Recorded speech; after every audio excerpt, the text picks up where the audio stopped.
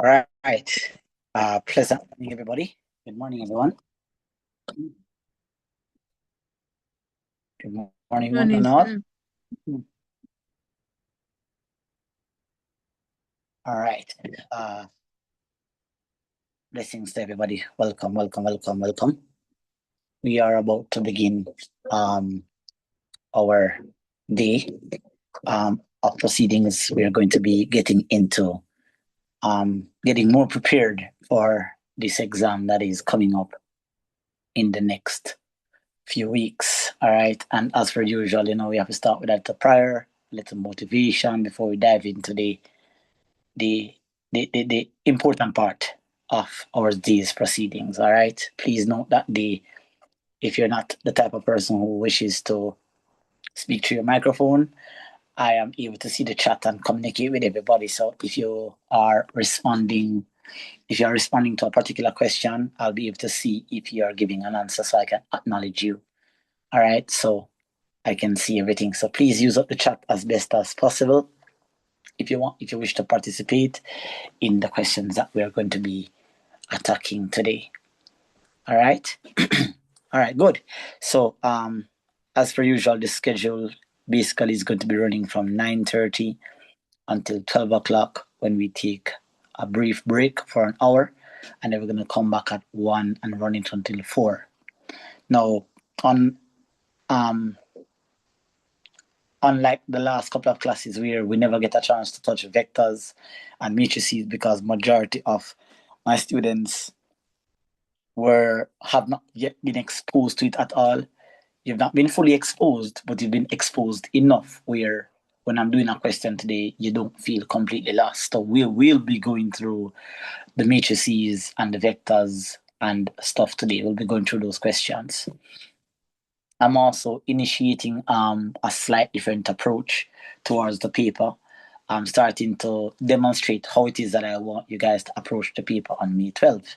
So exactly like how you see I'm doing the paper, this is how I would like for you guys to approach it. Where I'll be attacking the first part of the paper, question 1 and 2, to get our brains warmed up, right? Because those have been quote unquote the easier questions. Then I'm going to switch to the back of the paper to attack some of the tougher questions to kind of, offset everything, making sure that I don't exit the exam feeling negative, but I'm going to exit the exam feeling a bit positive. So you don't want to spend too much time working the questions from the front to the back.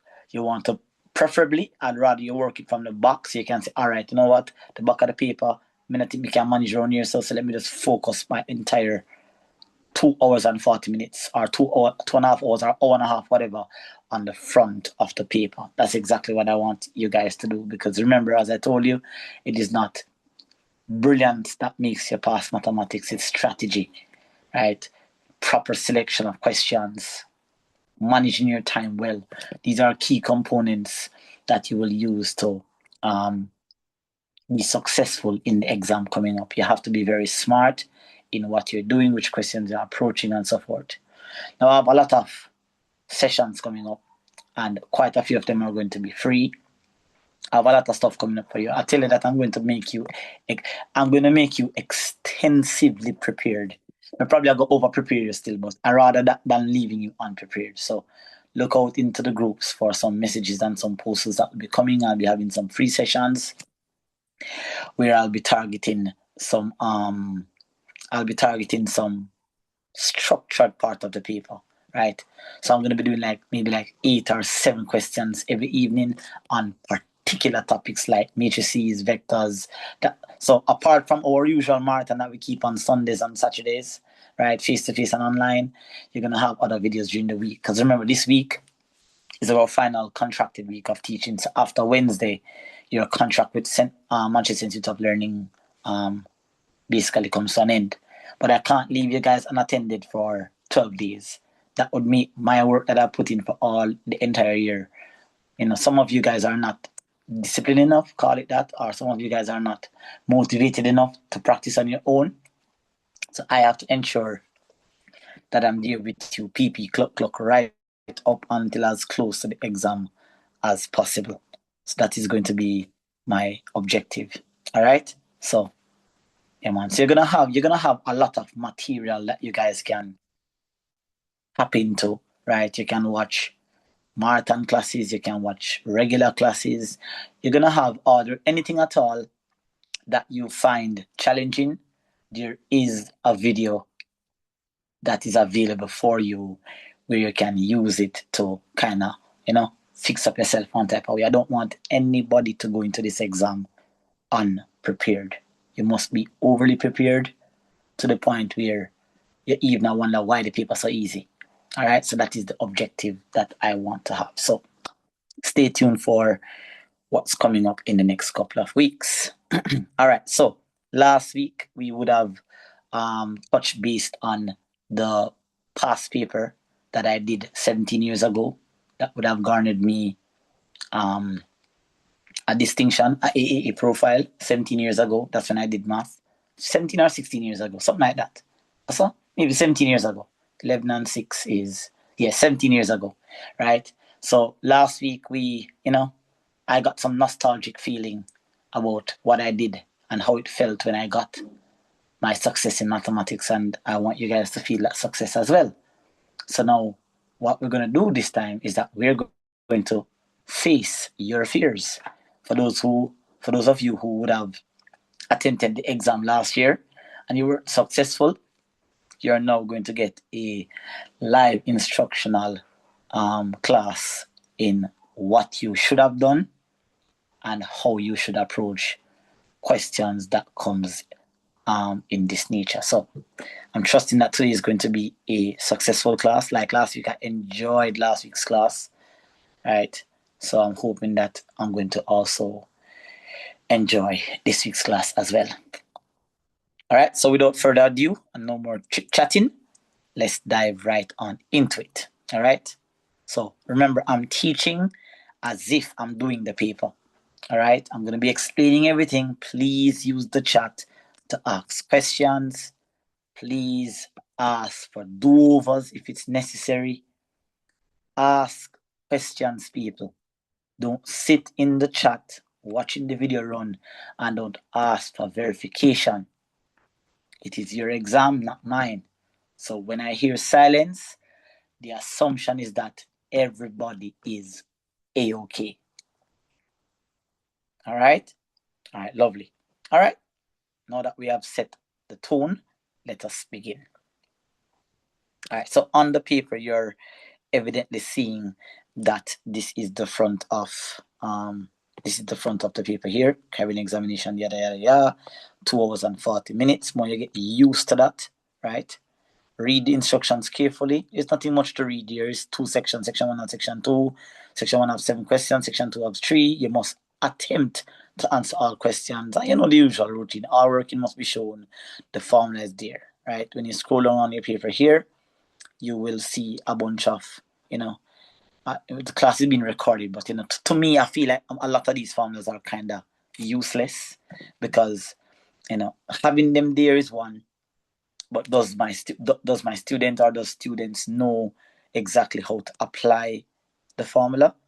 And a lot of the times, the questions that are there, sometimes the formula is not even there for support. But we have to just do what we have to do, right? And just attack the paper as best as we can. All right, and as usual, we start off with question 1. All right, like I said, everybody will have their own strategy of approaching the paper. Nerves are going to make you think differently. Even though I'm instructing you not to necessarily start at question 1, right? Because it tends to give you a little bit of hope. And then as you go along, you start to meet up on questions that you can't do. And then as soon as you reach the middle of the paper, you're going to start fret. You better start fret from beginning. So you can say, all right, you know what? The back of the paper, boy, I think we can manage the back of the paper. So I'm going to just put all my focus on the front. All right, so that's what we're going to be doing. All right, so let's get into it. All right, so the chat is open. Please participate as best as you can. All right, good. So it says using a calculator or otherwise, you should evaluate each of the following, giving your answer in exact form. All right, and pay very close attention to 2 things here that I want you to focus on, guys. Is enter your CSEC, write a question with them bold a word or they put it in all caps, it means something. You're sending a message. Also, pay attention to the weight of the question. It will tell you if it is that you need to do excessive amount of thinking or not as much thinking as possible. So this is just a 1 mark question. It can't be that difficult. All right. So 3/2 squared, whenever you square a number, whether it be a fraction, 1, the result is always going to be positive, and 2, for a fraction, you have to square the number at the top, and you also have to square the number at the bottom. So you're going to end up here with 9. Pardon me. Oops.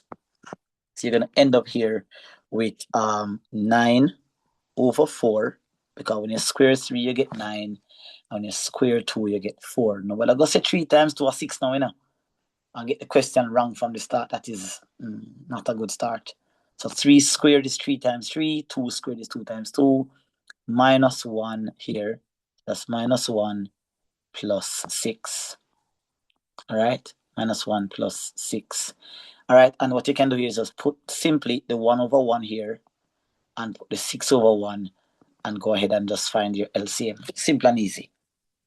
Your LCM here is 4. So therefore, we're going to see 4 into 4 goes 1 times. We're going to times the top by 1 here. And then we're going to see 1 into 4 goes 4 times the middle number here by 4. And then we're going to see 1 into 4 again times the top number here by 4. And then go ahead and do your calculation. 9 times 1 is 9. 1 times 4 is 4. And 6 times 4 is 24. So that's positive 24. And when you do the math on your calculator, 9 minus 4 is 5. 5 plus 24 is 29/4. Now, if you leave it like that, you're going to only get half the mark because of this word right here. Exactly. Or exact. 29/4 is not an exact answer. Exact answer meaning that the answer should be in mixed fraction form. So 4 into 29 will go approximately 7 times, and it will leave a simple remainder of 1/4. All right? Right, good. So that is 1 mark. All right. And in a sense, you even say, sir, so much work for 1 mark. You're lucky you even get 1. This worth 1. You never do much. No, couple of just find the LCM and you just do a couple of additions. So I feel like it's worth it. All right. So question 1 1AI in the bag. Moving down here to another type of fraction. Now, as you can see here, as you look at this, the first thing that popped in my head when I saw this, right, or when I'm looking at this here, is PEMDAS. So, sir, how you know say PEMDAS? Immediately as I look at the problem, I can see a variety of signs. I'm seeing multiplication, I'm seeing addition, I'm seeing division, and I'm seeing brackets as well. So when I'm seeing all of these things right here now, I'm saying to myself, then hold on there. This is a problem we can't just work straight. So I have to do some organization. So let us look at PEMDAS now. PEMDAS is stating that anything that is in a bracket should be worked first. Now the question is there any brackets in this question? Evidently there is.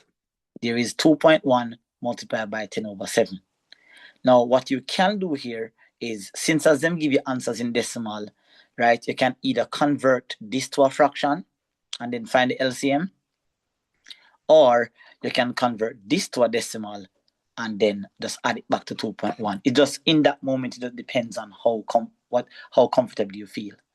So for this one now, because I already have fraction problems over here and I have like a decimal number here, I'm just going to simply go ahead then and I'm going to find the I'm going to go ahead and convert the 10/7 as a decimal. So somebody go ahead and tell me what is 10 divided by 7, please.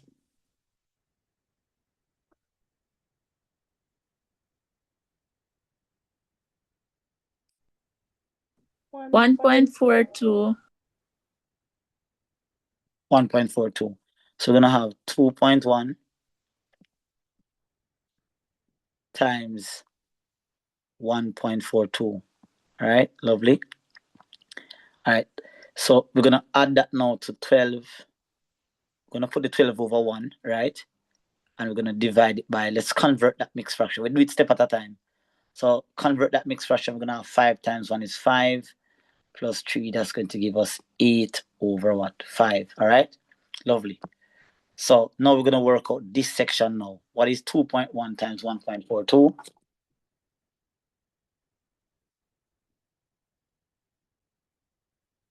3.43. 3.43.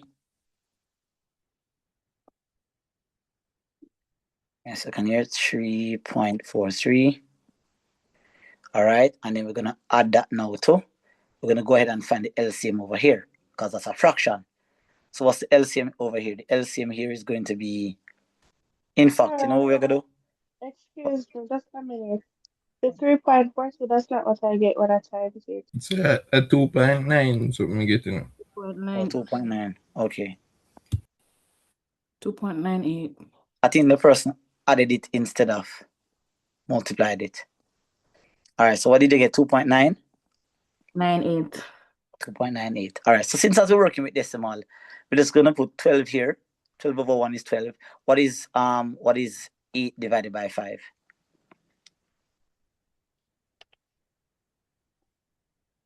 1.6. 1.6. Give me one more decimal, please. That's what it says on the calculator. Okay, no problem. Good. All right, so go ahead now and do that mathematics straight on your calculator. What is 2.98 plus 12 divided by 1.6?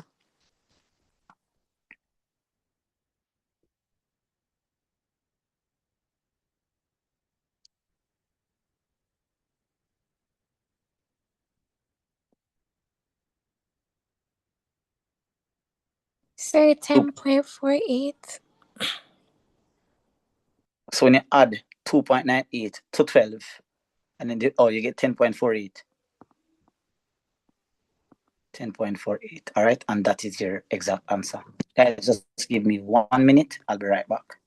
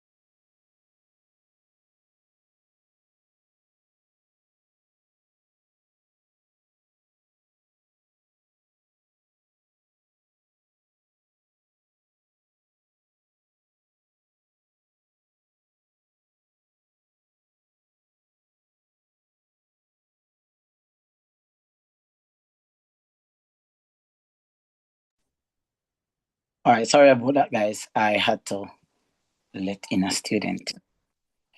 All right, so we are back.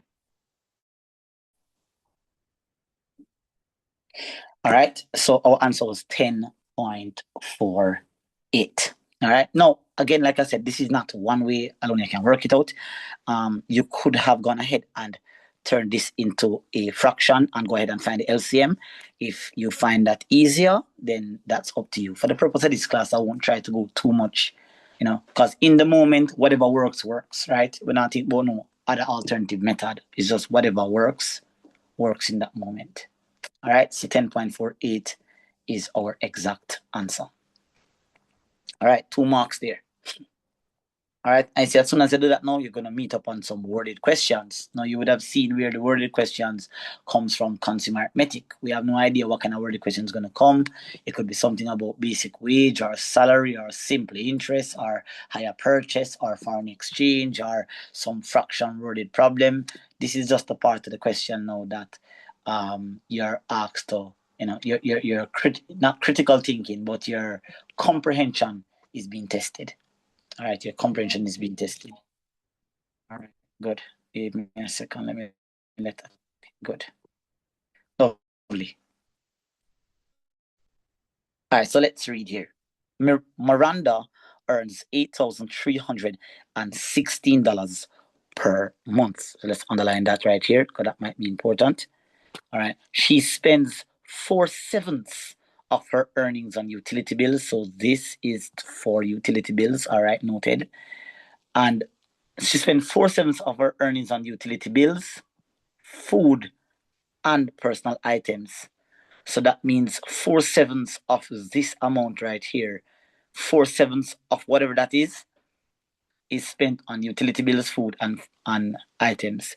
And she saves the remainder.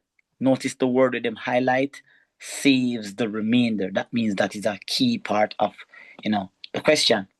Now it says, what percentage, notice the word with them highlight again, percentage.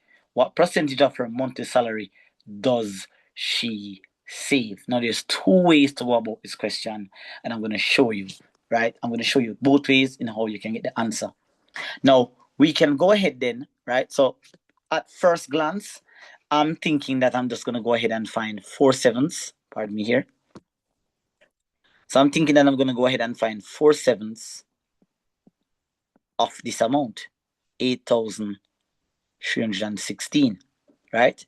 So go on your calculator for me now and type 4/7 multiplied by 8,316 and let me know what you got.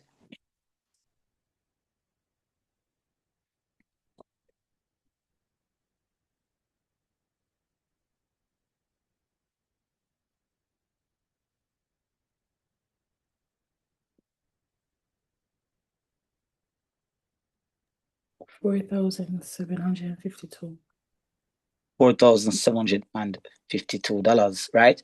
So what does this amount represent? This amount right here represents the amount that was spent on utilities, food, and personal items together. Now they want to know how much she saves the remainder. Not true? So we want to know what the remainder is. The remaining amount of money after she spent that is simply going to be 8,316 minus 4,752. Please process that for me, please. Thank you. 3,564. 3,560. Sorry. 3,564. Yes, sir. All right, good. So this would be the amount that she saved. So we would have answered this part of the question. But why did they highlight this part right here? Percentage.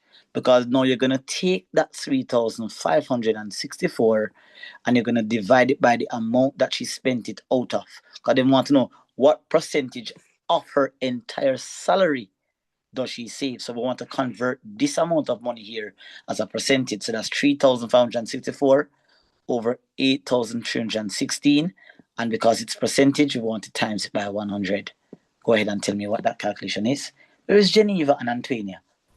They're always in the chat. 42%. 42. 49. 42.8. 42.8. So approximately 43%. Yeah. So approximately 43% of her earnings was saved. So it's a 1 mark question, nothing too crazy. Now, of course, not everybody would have seen it that way. Some other person may see it another way as well. All right. So here's another way that you could actually look at it. Now, since as we know that she would have spent 4/7 of her earnings on all of these things here, that means that she spent that 4/7 out of a whole. So I could have simply said 1, which is the whole, minus 4/7. Because when I take 4/7 from the whole, then that will tell me how much is left. So what's the LCM of this thing here? 7. 1 into 7, 7 times. And 7 into 7, 1 time. So 1 times 7 is 7, and 1 times 4 is 4. So we know that 3/7 of whatever she spent was on savings, right? So 3/7 was on savings. Now, if 3/7 is on savings, I can say 3/7.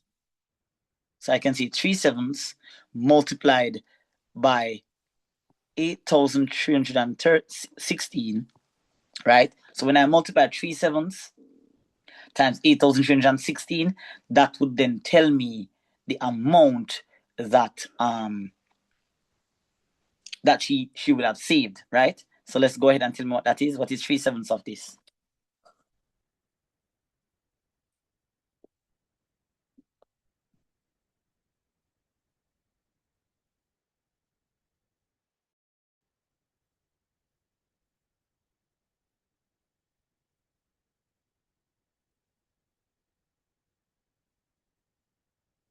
What is 3/7 of 8,316?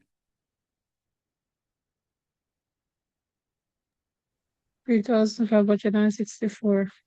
So you get the same answer, 3,564, not true.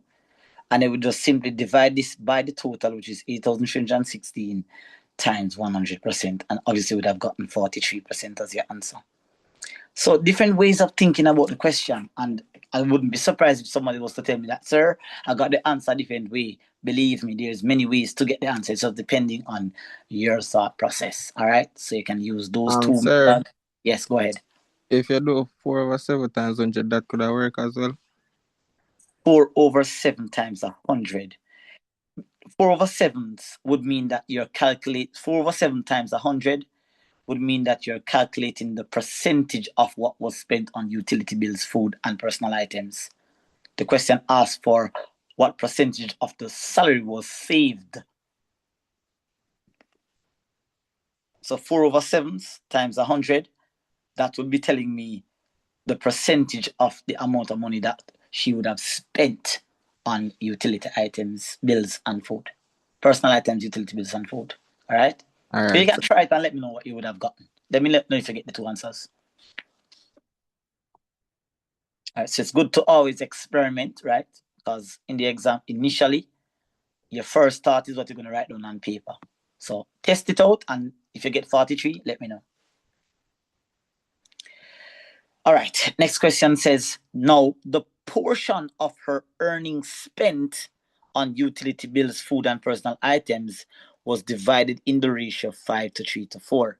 I know that a lot of my high school students often complain, sir, I don't understand ratio. It's not that complicated as what you think it is. All right, so I'm going to break it down for you in this question. So the portion of her earnings spent on utility bills, food, let me just highlight the things that are popping out to me. So the portion of her earnings spent on utility bills, food, and personal items was divided in the ratio of 5:3:4. So our job now is to use the information that we would have gotten up here to find out how much was the actual dollar amount that was spent on all these three things. But we would have done that prior, right here, so. Because it is that very exact value that led us to getting the answer before this, you know.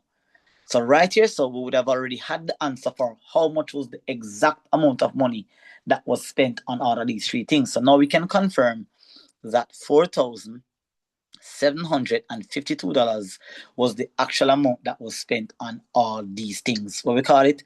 Personal items, food, and utility bills. All right, personal items, food, and utility bills. Now, what they're trying to say now, ladies and gentlemen, is that this money right here, this money, this 4,000 something, was divided in the ratio 5:3:4, right? Is that what it says? 5:3:4. Now, what's the question? What is it that they want us to calculate? Focus on what they want you to calculate. They want you to calculate the amount of money that was spent exactly on personal items. Now look at the ratio them give you. They put the ratio in this form. Watch now. They put utility bills first, So that simply means that this 5 must be utility bills. Not true? Food is second. So that means the 3 must be food. And the thing we then put last is personal items. So personal items must be represented by the 4 that is at the end. Personal items. Remember them use the word what? Respectively. And what does respectively mean in mathematics?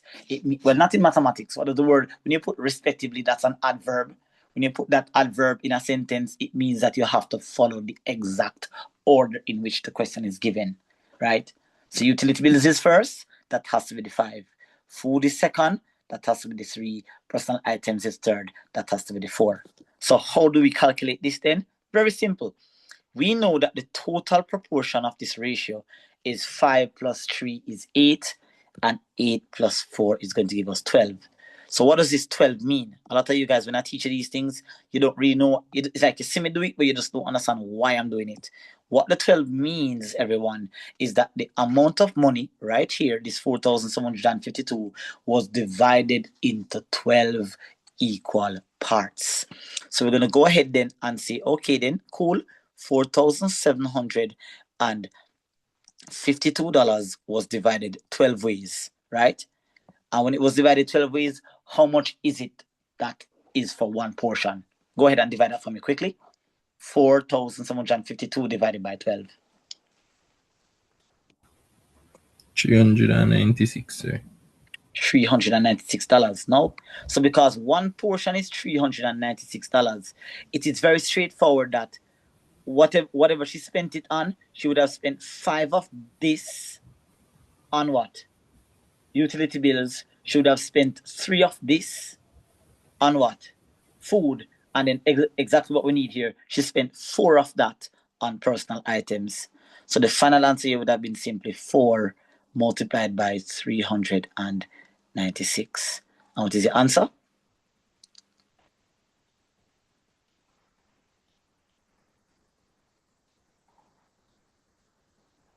$1,584. $1,584. All right. And that is how you get to your answer. So when you hear CSEC tells you about reasoning, you can see computation from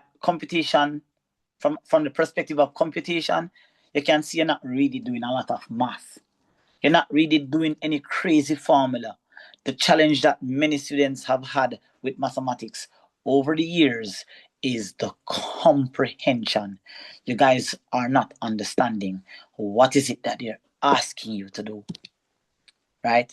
As long as you can improve your comprehension, you'll find a lot of you guys blame, oh, the formulas, I can't remember them. Majority of the times, the question that CSEC sends come on the paper, they don't. I mean, yeah, there's a few that requires formulas, obviously, right? But a lot of them really does require critical thinking and comprehension. So you see, you not blame maths, say maths hard. You know what is challenging? You can agree or disagree if you want to, but you know what is challenging? It is the English language that's affiliated with the mathematics. That's where the challenge is. How much person in this chat would have got this question right? I can't say for sure. How much person is confident that they would have gotten it right? I can't say for sure. But what would be the main reason why you get it? You get it wrong. If you got it wrong, what would be the main reason? It's not because nobody in here can multiply, add, subtract, or divide. No, it's simply because you guys never understood what the question was asking.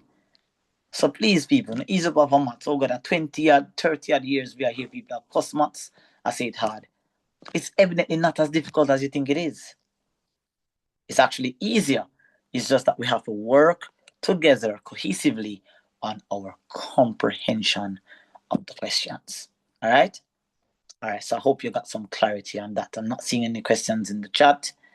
So you guys sounds like, oh no, A-okay. Let's continue. Now, remember the questions are connected, so don't be afraid to go back and grab back information you might need. Now, Miranda saves the same amount of money each month. Let's take a pause there. She saves the same amount of money each month. I don't want to read no further until I can figure out what that is. So I'm going to go back up here and I'm going to grab that information. How much is it that she said that she saved You remember that figure that we had right here? Boom. 3,564. That information was calculated already.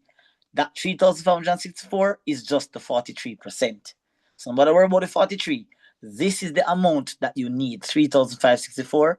Grab that value and bring it come right down here. 3,564. So that information is connected to this first line that I've underlined. Now it says here that we should show that her annual. So again, when you're reading, guys, pay attention to keywords like annual and fortnightly and monthly and bi-weekly. Those words are words that will tell you to add, subtract, multiply, or divide. So show that her annual savings from her earnings of 42,000. Show that her annual savings from her earnings worked out to be 42,768. Guys, look at it. It's 1 mark. It's 1 mark, people. If it's 1 mark, chances are something you must add, subtract, or multiply, or divide. But it says annual, and what does annual represent? Which number do you know would represent annual? Year. 12. Which number? 12. 12. You're correct, Annual is here, and I didn't say you were wrong, But the question was which number is associated with this? 12. Go ahead and multiply by 12 and tell me if you know that you get. Just confirm it.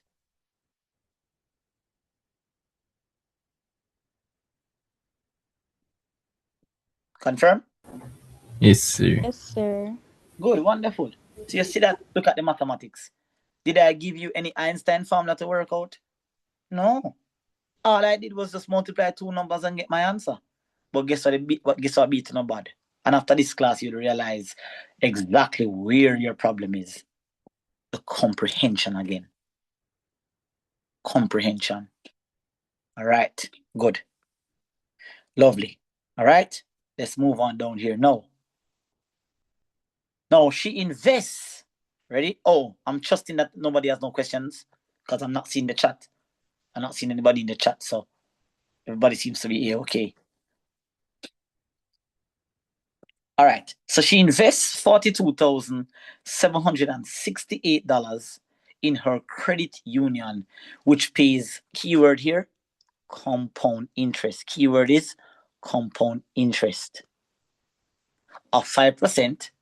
5% is usually affiliated with R per annum, which means for the year. Calculate the total interest earned after 2 years. All right. And the fun fact is that them people are loving us so much that them given the formula. When I was doing math, this was not given to us. We had to remember this. When I was teaching you guys compound interest in that convoluted class that I had to use questions to speed up the process because of Hurricane Melissa, I actually discussed this formula. Them give you the formula.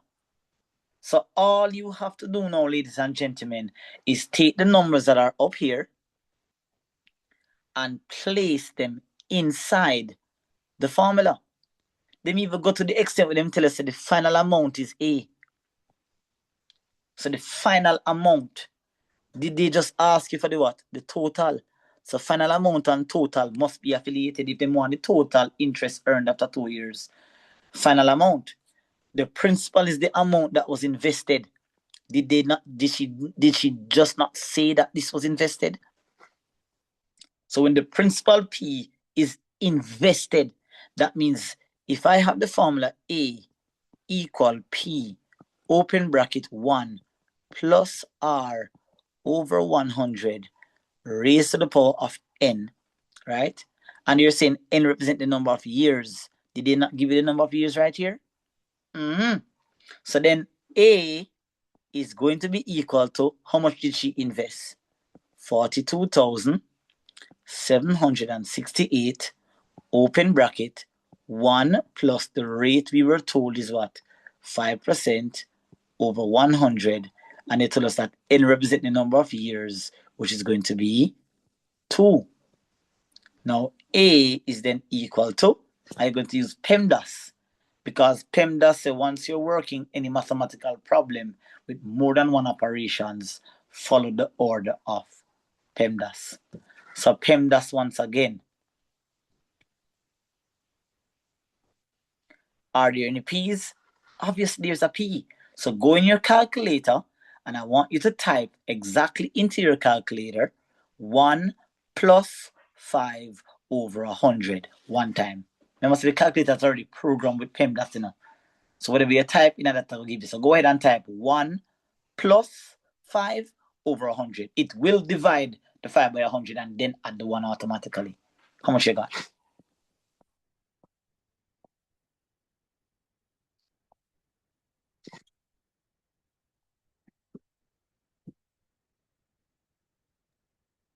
$1.05.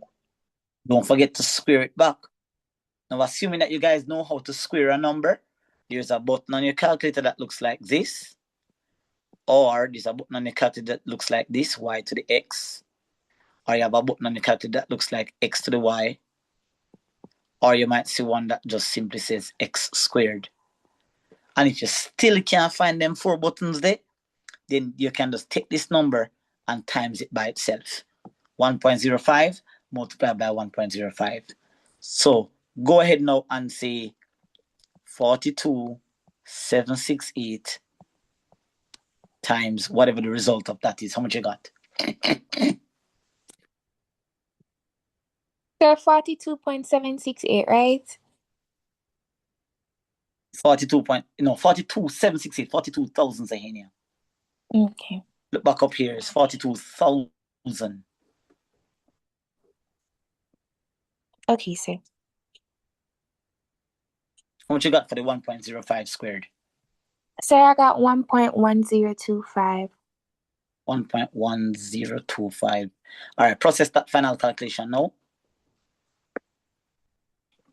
And if you guys want to cut the work, short, if you know, won't say bright, but if you know efficient like that, you can cut some of the lines. It's because I'm teaching why I'm doing it line by line so everybody can. Yes, go ahead. Sir, I got 47,151.72. 47,151. 0.72. 0.72. All right. So like I was saying, if you guys are more efficient, because of the nature of my teaching, I have to teach step by step so everybody understands what is being done. Right? If you are more efficient than I am, and you can cut some of the lines them, no problem. Now, careful now. The question asks for what? The total interest. And the interest them want to know.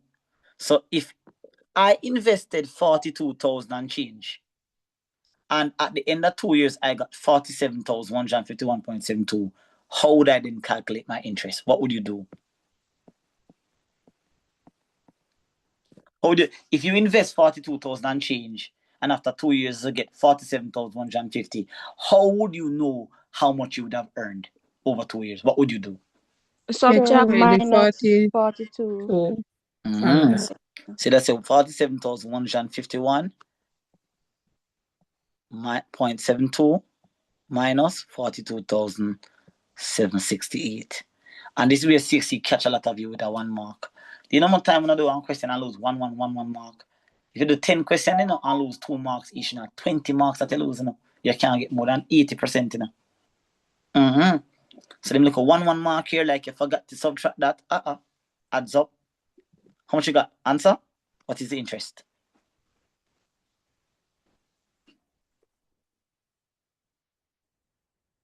Interest? 4,383.72. 4,383.72. 4,383, said Miss Gentles. Yes, sir. 0.72. Yes, Okay. sir. All right, lovely. And that is your answer.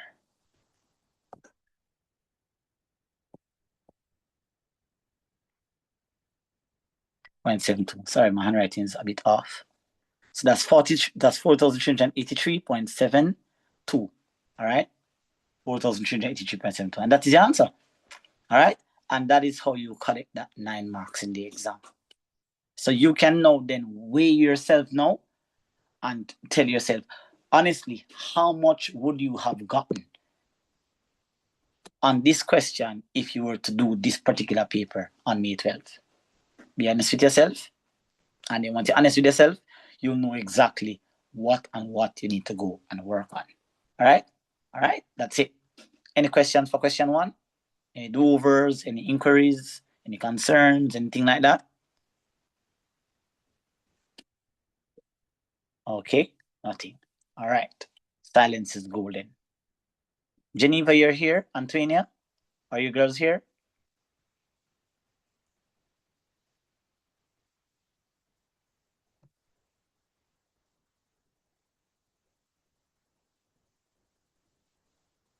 Okay, them probably soon come. I don't know where them be.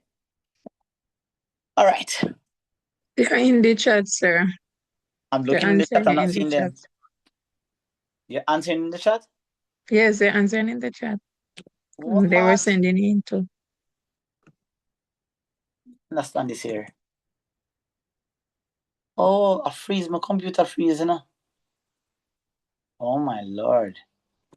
Oh, so that means to them, because I know those girls are always talking, so I wonder what go on to them today. All right, good. All right, lovely. So we're going to move to question 2 now. We're going to move to question 2, and we already know what's coming at question 2. If you've been attending these marathons or watching the videos online, you would know that we're now approaching the algebra section. And what are you seeing? Consistently, what have you been seeing? And bear in mind, guys, you may be preparing for these questions, you know, I mean, see none of them, you know. Right? So that's why you do so much past papers, you know what and what will come. Question 2 is all about algebra. Factorization, simplification, solving equations, all of that stuff. It have to do with pure letters. So factorize completely. I'm sure that my student can confirm that we spoke about that word completely.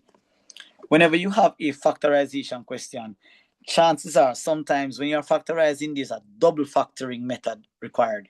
Not all the time, but sometimes it's a double factoring. Now, for example 1, for question A1, let us remind the audience, for those who are new or first time here, what are the 4 factoring techniques?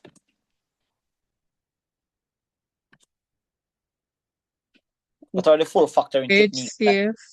Difference of 2 squares. Well, take time with me to do. Hold on. Quadratic. Master God, hold on. Hey. Never. All right. Chill. HCF, difference of squares. My God. You have to give me a chance. Grouping. All right, my boss. All 3 of them this one. All right. Let us remind you once more. How do we recognize these? Now, when it's a HCF question, what happens? We have variables and numbers repeating. You're seeing more than one of them at the same time. When it's difference of 2 squares, your chances are you're going to see a subtraction sign. But, if you see a subtraction sign like you see this one, all the numbers or the terms must be raised to a power of 2. If they're not raised to a power of 2, and you can make them be raised to a power of 2, it's not a difference of 2 squares. CSEC tricky. They'll know that we're telling you these things, and they'll send a question with a subtraction sign, but they'll send a number. For example, let's say I give you this, x squared minus 5. They know, so now look out for it, you know. So they'll know that I'm telling you right now that, okay, once you see the number, the different sign, the both numbers must be raised to a power of 2, or you have to be able to take this number and raise it to a power of 2. Well, not raise it, find a number that you can raise to a power of 2 to get it. There's no number you can square to get 5. There's no number you can square to get 5. So although you see the subtraction sign and the x has a square, it cannot be factorization by difference of 2 squares. Careful. And next thing that they'll do to you is they'll give you a different sign like this here. So they'll say x squared minus 4. And then because this is similar to x squared minus 5, The difference between this and this is that this term here can be called x squared minus 2 squared, because there's a number you can square to get 4, but there's no number you can square to get 5. So although them look similar, this one is not factorable, but this one is. Bear that in mind. All right, so that's just a slight little warning observation I'm giving you. All right, and let's continue now. The quadratic now. How do we recognize the quadratic? How do you pick up that it's quadratic? What is it that you're looking for? 2 expressions and a 1 without expression. Has a square. And a square. What is it? 4? A 4 is it? No, it's 2. 2. You sure? Check again. Check good. Quadratic. 3 Yeah, times 2 expression, the x and the square. A 2 or 3? You sure it's not 3? Yeah, like maybe the algebraic expression. Oh no, you have to tell me 3. You have to tell me say the term with the square. Me no say it attack, you know. And JD, I heard you, JD. Alright, so I know you thought, but you have to say, remember the question I asked you was how much terms? 1, 2, 3. You have a term with a square, you have a term without a square, and you have a constant. Alright? Alright, good job. And the grouping. How do you know when the question is a grouping question?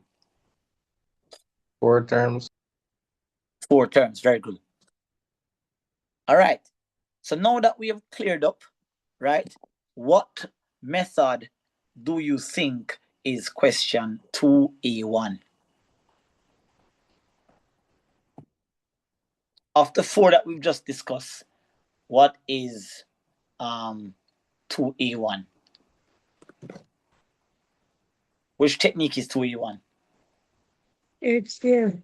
Correct. Very good, Miss Gentles. Miss Gentles, that? Oh, I think so. Yes, sir. It was yes. Okay. All right, so what term is it that you see repeating itself? X and a Y. Very good. Make sure you correct x you take out, you know. So make sure you always take out the x to the lowest power. So we're going to take out the x right here. Hold on. I would pass space for me, I waste it. Take out the x, take out the y. Open the bracket. Now, look at this term right here. You took out one of the x, not true. Sorry, you took out the only x that was there. You took out the only x that was there. And you took out one of those 2 y's. You took out one of those 2 y's. So only 1 y left. All right, and then go look at this term now. You took out one of the x that was there. So that means 1 x have left. Leave. And then you basically took out the only y.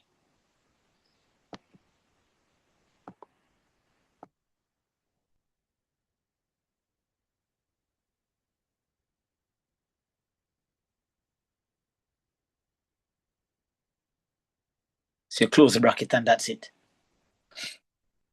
Okay? You close the bracket and that's it. So nothing too crazy there. All right? And like I said, the factorization is one of your not so favorite topic. It just simply take a moment and review it quickly. All right, next question. We can confirm that next method is what? What's the next method? All right, I can see Geneva, quadratic. All right, and we can record that a quadratic is going to be this times this. Not true? Sure, everybody remember that technique? 3 times negative 10. That's going to give us negative 30. All right, and then we're going to break this down. We're going to have, give me some numbers that will multiply to give us 30. 1 and 30. Correct, more. 6 and 6 5. and 5. That is correct, 6 and 5, right? List them out. You know what kind of expression you get. List them out. 2 3 and and 15. 10. Well, we have All the right. third. Geneva said 2 3 and and 10. 15. 3 and 10, me here. 2 and 15, me here. And 20 said 2 and 15. And somebody else in the microphone as well. Trying to address everybody. All right, so that's it, right? Now, what exactly are we searching back for? How are we going to know which one to choose? When you add both numbers, you're supposed to get positive 1. That is correct. Very good, Jadia. So we have to choose the one. So which one cannot? All right, so listen to the question first. Which one cannot work? This 1 can and work. 30. What else can work? 2 and 15. 2 and 15 can work, right? 3 and 10. 3 and 10. So the only one that is there that could work is 6 and 5. So now I need to set it up in such a way that I can get back positive 1. So do you agree that I'm going to make the 5 positive and the 6 negative? Do you agree? No, sir. No, sir. You don't agree? Sure, man, try catching you, but it not work. All right, so the 6 is going to be positive and the 5 is going to be negative. All right, lovely, lovely. I was trying to catch you, but it not work. On next time though. So 3x squared plus 6x minus 5x minus 10. Now, over the years, some of my students get tricked. Well, not get tricked. Them set up themselves. So what they do is that them leave off the x. For the life of me, people, do not leave off the x. We're not trying to get back 1, you know. We're trying to get back 1x, you know. So you have to put back your x on your term. So if you find yourself in the exam, I'm not sure if you're going to remember it still. But if you do this, 3x squared plus 6 minus 5, and it not feel right. You see, if you work on a question and it don't feel like something you're doing in a class, rub out the question and start over. Because chances are if you don't feel right, that means it don't right. There's no way something can feel right. There's no way something can feel right and your brain tell you it wrong. That's a contradiction. All right, so now how many terms do we have now? We have 4 terms, which lead us into what we call the grouping. So here, there, there, there. All right, so bracket 1. What is the repeating term? Correct, Geneva. 3x. Open bracket. X is here because there was 2 x's right here and you took out 1, so 1 left. And the 1x that was right here, you took it outside, so only 6 left. Minus the repeating term here is 5. And sir, yes, dear. 3 into 6. Oh, yes, thank you. Yeah, that goes 2 times. Thank you so much. You catch me. What am I thinking about? It's gone. A minus 5. I would have realized when I get here, because when I say 5 into 10 goes 2, I would have probably realized that something went wrong here, because I know that I have to have the same thing in the bracket. But thank you, you beat me to it. All right, then you can see now that there are 2. You can see that there are 2 brackets now that are the same. So if those 2 brackets are the same, then we refer to those as common factors. And then obviously what is left is just the 3x and the minus 5. All right. And if you are not a big fan of factorization using the quadratic method,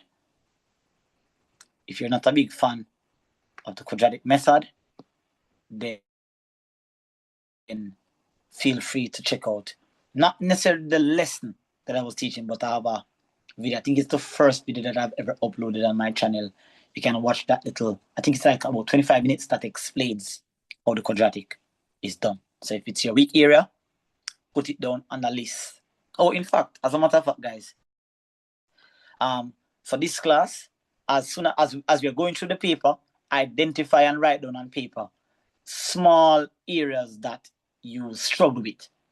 Create a little sheet, write down a question, and then watch some little small, not necessarily my tutorial, but watch some small, short 10-minute tutorials on those areas that you find that you struggle with, right? So look at 10-minute video, 15-minute video. There's lots of them out there on those particular area. All right, so you can, fix up yourself. All right, lovely. Moving right along. Like I said, guys, I'm taking my time to go through the paper. If I wanted to do this paper in 45 minutes, I could have. But that not gonna really help any of my students. I should say everybody in here has a thorough, in-depth understanding of what we're doing. All right, this one now. So we have 4 raised to the power of n. All right, you see that little n, so the numbers them little, so the 4 bigger than the n, right? It means 4 to the power of n divided by 4 to the 3, which is equal to a quarter. So many students probably be like, how do I start this question? Like, what do I do?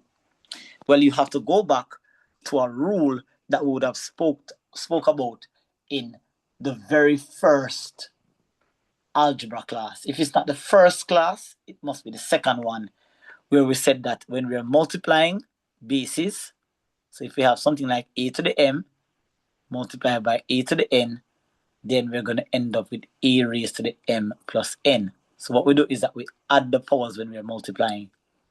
But if we are dividing a to the m divided by a to the n, then we're going to end up with a raised to the m minus n. So this is the rule that you need to use. So you can see right here that we're evidently dividing two things that have exactly the same base. And if that's the case, then we're going to end up saying that this is going to be 4 raised to the... Obviously, you know you can't subtract 3 from n. So they even make a mistake and go write foolishness and go write down 2n, because that makes no sense. All right? N minus 3 is just simply going to be n minus 3. All right? When you subtract variables, when you're subtracting two terms, if they're not alike, leave them. It's division. It's division, it's subtraction. When you're dividing terms, you subtract the You power. subtract it. Okay. Right? And that's going to be equal to now 1 over 4. Now, I'm going to send an arrow from here now. This brings up another rule, and I have to take blame for this one. I don't think I've ever taught you this rule. I don't think I've ever taught you this rule. But what am I going to do now? What should I do? What should I do? All right, I'm going to show you 2 ways to do this. All right, so there's a rule. I'm going to show you the rule, and I'm going to show you how you can avoid the rule. All right? So 1 over 4. Now, there's a rule that we have that says there's a rule that says a raised to the negative m is equal to 1 over a to the m. So there's a rule that says that if you have a number that is raised to a negative power, you can turn the number upside down and raise back the power to positive. So in this case now, we're not going from here to here. We're not going from here to here. We're actually going from here back to here, right? Because what you have is 1 over something. You have 1 over something here. So that's what we have. So what we're going to do now is that we're going to rewrite this thing here, 4 raised to the n minus 3. And we're going to bring the 4 back upstairs. And because the power of the 4 is 1, it's going to become negative 1. All right? So you're going to bring it back upstairs. So remember, when it was negative, and you bring it downstairs, it becomes positive. But now that it's downstairs and you have to bring it back up, it's going to become negative. And the power of the 4 is 1. So what we have now, ladies and gentlemen, is that we end up having an equation where the bases are the same. So if the bases are the same, that means by logical reasoning, well, not logical reasoning, but by, I think there's a law for this in mathematics, and I'm not remembering the name right now, but it says that if the bases are the same, then it means that the powers are also the same. So we end up with n minus 3 equals negative 1.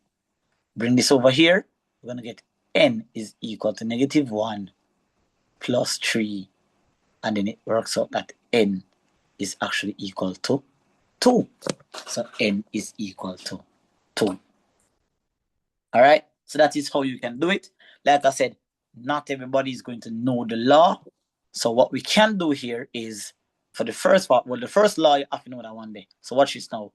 4 raised to the n minus 3 equals to 1 over 4. You can actually cross multiply. So I know that quite a few persons will know about cross multiplication. So you can go ahead now and you can say this is over 1. Cross multiply, you're going to have 4 to the 4 multiplied by 4 to the n minus 3. Right? You don't multiply them 2 4s, because this 4 have something attached to it. So you can't multiply and say 16, You have to say 4 multiplied by 4 to the n minus 3, which is equal to 1. All right? This way I think is a little bit harder, but all right, let's go ahead. So we start there, let's finish it. So 4 to the 1. Now when you multiply, Miss Jenkins, now you're going to add the power. So this becomes what? 4 to the 1 plus n minus 3. And that's going to be equal to, enter your raise a number to the power of 0, it becomes 1. So I can convert the 1 to 4 to the 0, right? This, to me, I feel like this is a lot. Just to show you still. Now the bases are the same. I'm going to end up with 1 plus n minus 3 equals 0. Bring over the 3, bring over the 1, n is equal to 3 minus 1, n is equal to 2. All right? So I feel like you are probably saying to yourself that you're going to gravitate towards that method. Like I said, it just depends on who you are as a student. It depends on who teach you. It depends on how much knowledge you have. Try to find the simplest and the easiest way out. Okay? All right. This way is not recommended though. All right. It's just a bit too much. All right. You don't need to do all of that extra stuff to get. How much marks is it worth? 2. Sure. Ignore that the method there, man. You don't need to do all of that. All right. And now we're going to move to this question here. All right. So the lengths of 3 sides of a trapezium are shown on the diagram below. We are also told that the area of the trapezium is 750. All right. So before we even look at the diagram, let us analyze. Let us see what we can do from this. In the exam, you see the word trapezium and be like, oh, Jesus have mercy. What is the formula for trapezium again? All right. You don't remember the formula? No problem. Let's take a quick little grab and let's go back up here and see if we can find the formula to help us. Let us see if it's there. We're not quite sure. Is it there, guys? Do you see it? Do you see the area of a trapezium anywhere?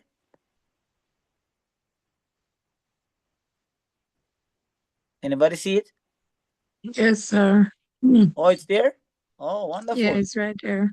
Lovely. So therefore, then all you have to do is just grab that formula from your formula sheet. So see, with your question 2, and the formula sheet comes into play.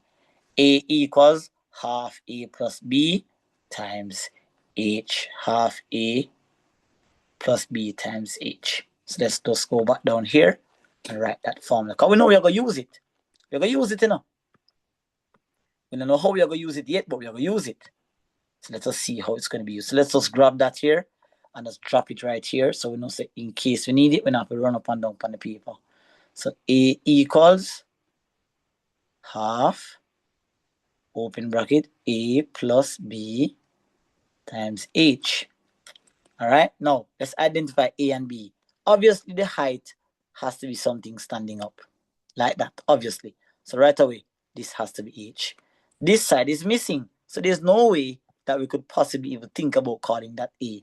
So any one of these can be A and that can be B. Traditionally, we just have A at the top and B at the bottom for, just for respectability. A at the top, B at the bottom. But B can be at the top and A can be at the bottom. It doesn't matter. Some teachers will tell you that A is the shortest side and B is the longest side. Like I said, it really doesn't matter when it comes to addition. All right, now, what does it say here? It says, write down an expression in terms of P and Q for the area of the trapezium. Write down an expression. Watch this. We spoke about this about 3 times now. In terms of P and Q. What does in terms of mean? Don't bother go say, oh, I don't get the answer. I don't understand the area. Or I can't find. Them say them want it in terms of P and Q. That means when you say to them that area is equal to whatever, whatever must involve P and Q. Now we know that A, so now we're going to use the formula now, right? We're going to use the formula now. So now we're going to go ahead and structure the formula. We're going to say A is equal to half. You know, I don't like half. I don't like the half. I'm just, should I use the half? Let me see. You know what? I'm not going to use the half. I'm just going to use divide by 2. So I'm going to say A plus B divided by 2, right? When you multiply something by a half, guys, it's the same thing as dividing by 2. All right? So don't bother say, sir, I want a new formula. This, no, it's not a new formula. It's the same formula. All right. So A is equal to this. Now, help me out now, guys. Based on what we have labeled and we have discussed so far, what would I put right here? P. P? 4P. 4P. Because I know, Miss Gentles, at least I put the A there, at this me I talk about, you know. Not this me I talk about, not the letter. The entire thing. So 4P, what would I put for B?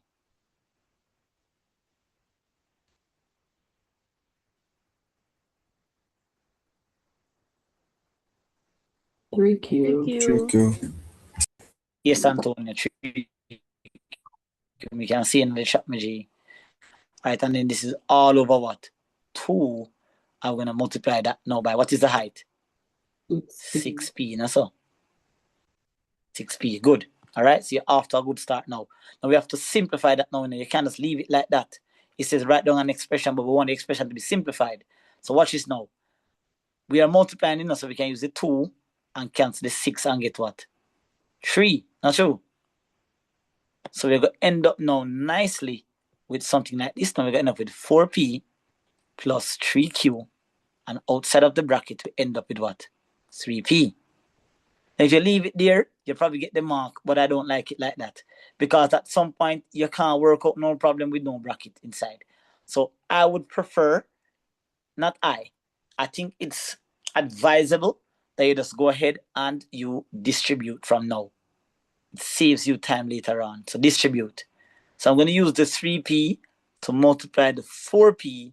I'm going to end up with what? 12P squared. 3 times 4 is 12. P times P is P squared. And then I'm going to add this back now to 3 times 3 is 9. And then P times Q will give you PQ. All right? Sir, but you did say we can't. I did not say that. I said we can't add unlike terms. I did not say we can't multiply them. Just putting that out there just in case the thought is germinating in your mind. All right? Just to remind you of what I said. You cannot add P to Q, but when you multiply P by Q, you end up with PQ. Just putting that out there. All right? So you guys don't say I said that and I didn't say. All right? And then this would be your answer. All right? So this would be your answer.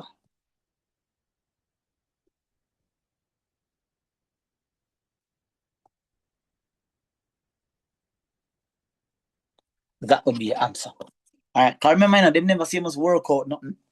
Them say must express it in terms of P and Q. I'm seeing a P here and I'm seeing a Q here, so I'm going to go. I'm good to go. Lovely. All right. I think them probably could have give you 2 marks in this still. I'm not lie. But all right, whatever. Maybe you do too much things to it, sir. Pardon me? Maybe I do too much. As in me right now? Or as in terms of how I worked it out? Yes, sir. I know. I mean, 1 mark. I don't really much work still, you know. Me personally feel like it's worth 2. But that's just a personal feeling, you know. Maybe they don't think that the question is that great of a challenge. Sorry, could you work it with the half? I'm a bit confused as to why it's over 2 and not 0.5. What is a half of 6? Work with me. What is a half of 6? 3. What is 6 divided by 2? 3. You answer your question. Okay.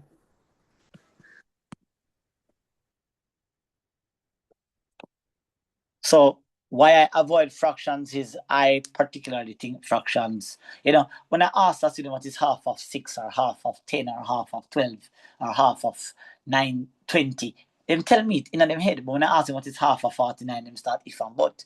So when it comes to half, I'm not a big fan of, you know, I can do it, you know, but I'm not a big fan of teaching students how to evaluate expressions when I have to ask them half of an odd number. They might take too long to tell me the answer. So it's just easier for me to just say, hey, let's put it over 2. All right, and that's just a personal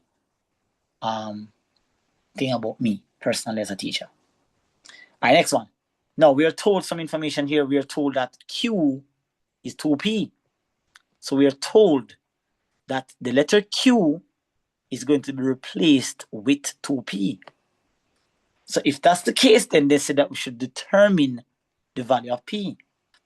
So now, you see, you don't see the word hence, you know. But you see, even though you don't see the word hence, like we talked about in a couple of dollar marathons, right? You can see that the question must be connected, because there's nothing down here to help you. So what is, so them say Q is 2p. What is the value of p? Value meaning say we want one number. Now look at the weight of the question. 3 marks. You know, say some working out business have to go on. So the fact that them ask you for the value, they need a number. So now we're gonna grab whatever we have done here. So we're gonna say 12p squared plus 9pq, and guess what we're gonna equate it to? Can anybody tell what it's gonna be equated to? Because of the value you want now, so it has to be equated to something. And remember that this represents the what? Area. So that's something we have right as well. That represents area. So can anybody tell me what you think I'm gonna equate this to?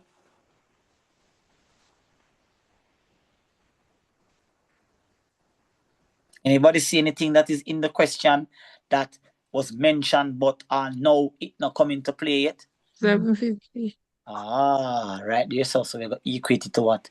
750, because remember, this thing that you're seeing right here, it is just an expression, that represents the area. But we now know that the area is 750. So when you're working a question and you realize that there's no way that we give you a question with information and that information is not going to be used. There's no point in me putting something on the diagram and I know it's useless. What's the point of me putting it there if it's not being used? So 12p squared plus 9pq equals 750. Now remember, we were told that what? Q is what? 2p. So we're going to say 12p squared plus, I'm taking my time and working it out step by step, plus 9p. And remember, so we were told that q is what? 2p. So 9pq means 9 times p times q, but q is 2p. And that's still going to be equal to what? 750. All right. Now let's go ahead now. What is 12pq? So that is 12p squared plus what is 9p times 2p? What is 9p? 18p. 18p squared, correct? 18p squared, right? When you're multiplying, when you add, if it was 9p plus 2p, it would have been just 11p. But 9p times 2p is 18p squared, and that's equal to 750. Now, do you notice that the p squares are alike? So we can go ahead and just add now. So what is 12p squared plus 18p squared?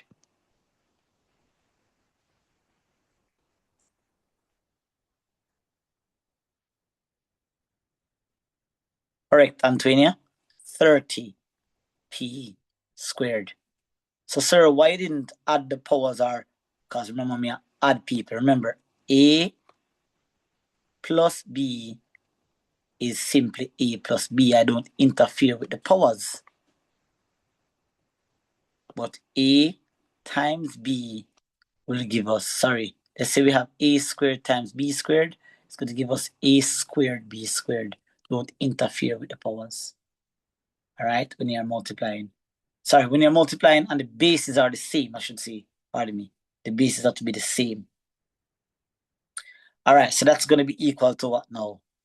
750. Now, the students in the face-to-face class yesterday, we spoke about the fundamentals of solving an equation, right? So now, how do I remove, question to you now. What are the things that are preventing me from saying P is equal to? What is it that's preventing me from saying that? It's 30 on the square. And the square. So correct, Geneva. Correct, Anthony, and the square. So now, how do I get rid of the 30? Square root. The 30. Divide by 30 Divide by 30 first. on both sides. So what is 750 divided by 30? Correct, Julia, by both sides. 25. So 750 divided by 30. That's going to give us 25. Now, ready for the person who said square root. Now, P is equal to what? Square root of 25. P works out nicely to be 5 units. Not for 5 units, but 5 whatever. 5 them say. All right, and that's it. That is how you get to P. All right, so I hope you guys are starting to see. Like I said, when I'm working these questions like this, remember, I'm not trying to work the past paper, and I'm trying to teach you how to comprehend each question. You're going to the exam, you read, and you focus. All right, so that is question 2 for you. 18 marks so far. In session 2, I'm going to give you a quick breakdown of the entire exam, how much marks each question is worth. We'll talk a little bit about some strategies to that in the second session. All right, good, lovely. So it's 10:42 now. We have another hour and 15 minutes. Let us see if we can do some questions from the back, right, as planned. So I'm going to go to the back of the paper now. All right, but I even pay attention to them something there. We're going to try to get rid of the hard questions run on the back.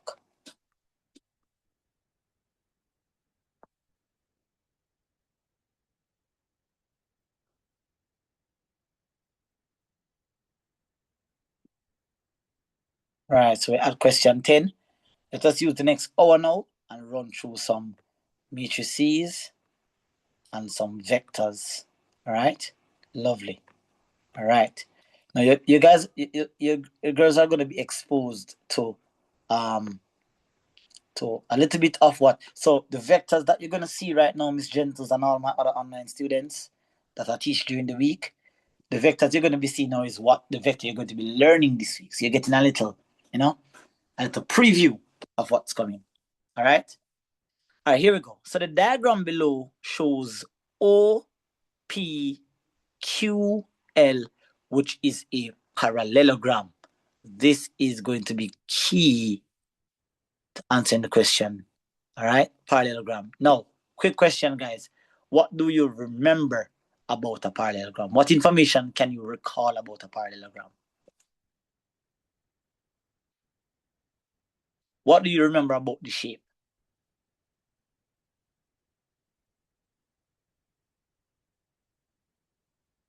Z. Yeah, there's a Z involved, but I would need to apply the Z in this case, Geneva, because vectors doesn't deal with angles.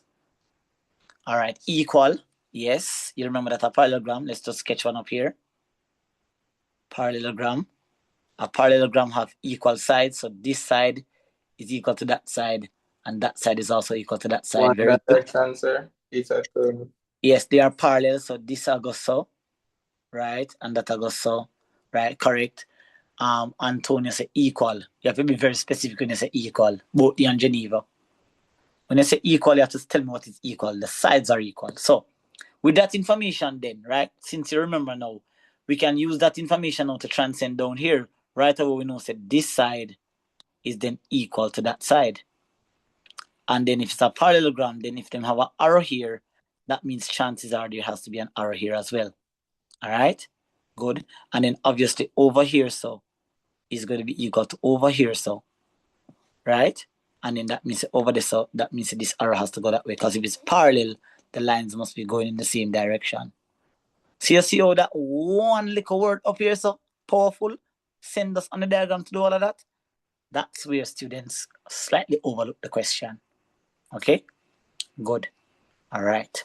Now, let's see what them say now. Them say vector OP. So we would have seen this starter symbol this week, right, Miss Gentles? This whole OP, OQ, OR business this week, last week gone? Yes, sir. Good. So now you're seeing it now. And we also spoke of, well, we never talked about this yet. We're going to talk about it this week. These are, see R and S here, they are just basically what we refer to as the magnitude of the vector. So in one of the earlier, in the introduction of vectors, I would have told you that generally a vector, you would have given they would have given you the vector's magnitude in units. But occasionally, you'll find that they will represent a vector in terms of RNA. So what does this R mean, ladies and gentlefolks? This is telling me, let me grab a different color ink for you here. So what this R is telling me is that the distance from here to here and from here to here, the whole entire line has a magnitude of R units. All right. And then what it's saying down here is that from here to here and from here to here has a magnitude of S units. Now, this thing right here is what I would have talked to my face-to-face students about. And this part here is what we refer to as the biconditional statements. So it's a bicondition or it's a constraint. Not a constraint, but it's a condition. So it's a bicondition. And we will work on this. We will work on how to interpret different types of biconditional statements during this week. But let me just give you a little preview of what we're talking about. All right. Now, it says here that T is the point. So T, notice that T is nowhere, it's T here. Okay. So T is the point such that the vector P to Q and Q to T is the same. Them equal. So what can we say about Q? What interpretation can you get from that?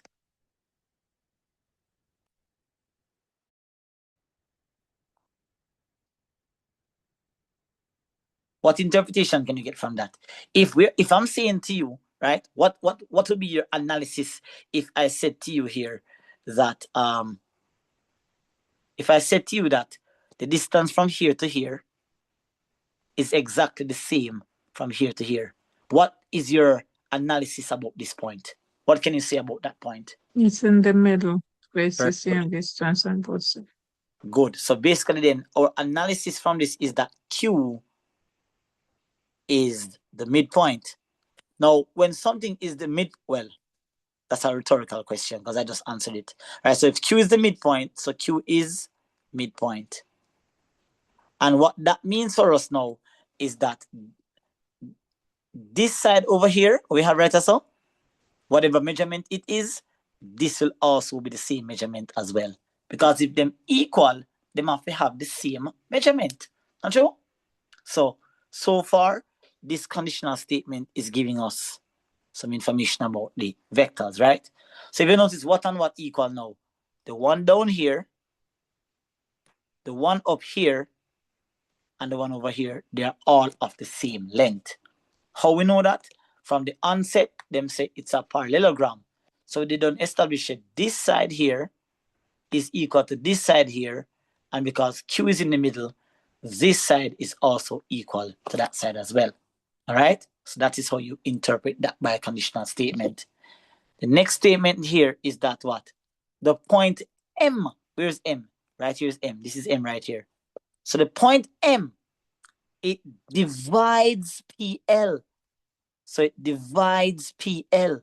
So it divides the entire line right here. So how does it divide it? It divides it in the ratio 2:1. So PL is divided in the ratio 2:1. Right? But what does 2:1 mean? We would have looked at a ratio earlier. What do you remember us doing whenever we get a ratio? What do we normally do when we get a ratio? Adding the ratio. Very good. So we'd say 1 plus 2, that's going to give us 3. Now, what does this 3 mean? What did I say to you? When we added the 5 and the 3 and the 4 earlier, and we got 12 in the ratio question earlier, what did I tell you about? What does the 12 mean? The 12 means what? Do you recall what I told you? Right? Correct, Geneva. It means that the entire line has been divided into what? 3 equal parts. So this 3 right here says that the line has been split up into 3 equal parts. That means the part that represents 1 is going to represent 1/3, and the part that represents 2 is going to represent what? 2/3, right? 2/3. So what does 1/3 mean? Is it just 1/3? No, it represents 1/3 of the entire length of that line. It represents 1/3 of that entire length. So let me just zoom up for you here and put on some little things for you here.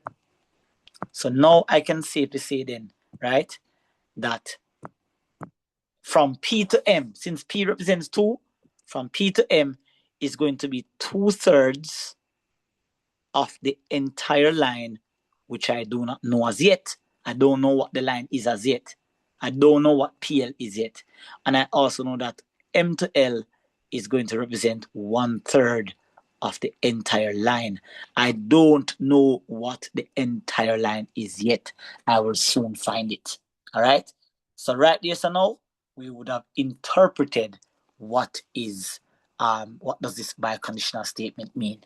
Any questions so far on the biconditional statements? All right, silence is golden. Give me 1 minute, guys. I'm gonna grab something.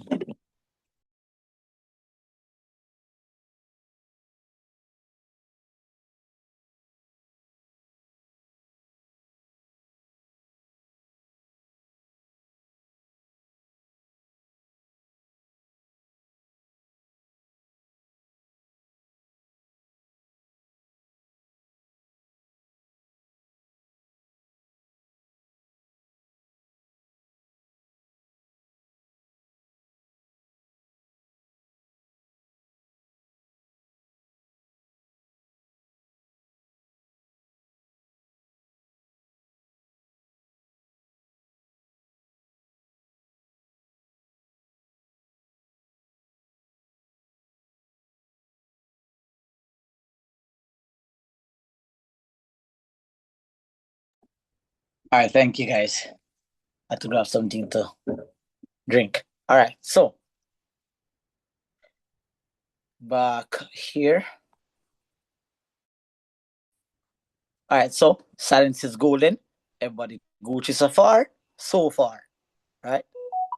Now here's the fun part that I like about vectors, is the fact that vectors doesn't even have any formula of such.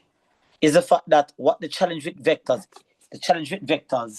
is the fact that it's just interpreting the biconditional statements. Not a lot of persons don't really get in-depth teaching on it. So when I'm teaching my students, I explain a lot about the biconditional statements. Now, here's the fun part now, the easy part. Again, you see this thing here? Finding terms of R and S. By the way, you guys are hearing me? Yes, sir. Okay. Yes, sir. So finding terms of R and S. PL. Now, like I said, everybody in my class have been exposed to what is called the triangle law of vectors. Once you're in my class, you would have been exposed to it, except for my online students that are going to be learning this week. So what is the triangle law of vectors? The triangle law of vectors, in the simplest way, is just finding an alternative route to get from your starting point to your ending point. We are trying to get from P to L. So we are at P at the moment and we're trying to get to L, but we can't go straight. We have to find another route that will take us back to L. So what we do is that we are at P, we just need to go from P to O, and we're going to go back from O to L, right? We can go that route. That's the best route. And as you can see here, so let's write it down. P to L is going to simply be P to O plus O to L. All right, and if you look on your diagram, you'll clearly see here that P to O is R. Now, careful, look at the arrow. The arrow is pointing upwards, but you are going what? Downwards. So if you're going the opposite direction of the vector, then that is referred to as the inverse vector. So therefore, P to O is not R, but P to O is negative R. All right? And then O to L now, notice that, pay attention to the diagram and look at the arrows and the colors that I'm using. Look at the blue arrow that's at the bottom. You are going in the same direction of that arrow. So that length then still remains as S. And that's it. That's your answer. Negative R plus S. They want the answer in terms of R and S. All right? Yeah. Now, vectors and matrices is a topic that I am definitely going to be, because I highly recommend it because of, guaranteed marks. I want you guys to be able to answer these questions in full, right? So you can get full marks. Okay, here we go. Next one now is, so that's it, 1 mark. Moving down here, O to M. Now, O to M. Please, so I can take a screenshot of it. Pardon me, go ahead. I was asking if you could go back, but I'm just gonna take a picture of it. Oh, you want as in the explanation or the actual diagram? Just the working that you have here. That's Okay. fine. Okay. All right. Good. All right. So O to M now. Let's go back to our diagram and observe where's O to M. So O to M. So we don't have a line that takes us directly from O to M. So we're going to have to create that line. So we're going to draw one line from O right here to M. So draw one line from O to M. Now you'll see right there now that O to M, we're going to put on the arrowhead here, O to M. So from O to M, we need another triangle now that will take us to that. Now remember now, we just find PL, so let us fix up PL now. We just find PL, so let us do some fixing up now. So let us do some erasing, fix up them, make it neat. So P to L, right here, this line, I'm just going to, I'm going to do this now. So P to L right here. Right, I'm cleaning up the diagram.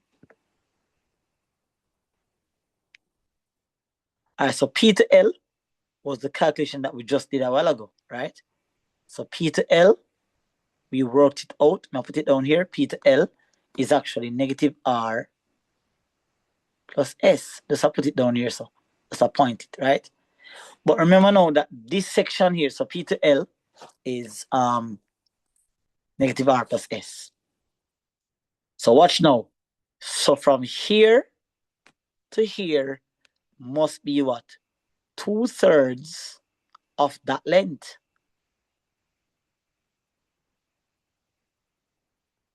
It must be 2/3 of that length.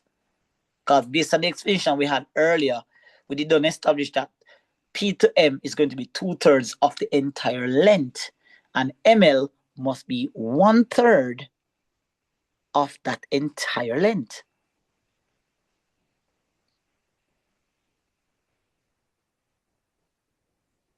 So once we have that now, we can then look back at OM now.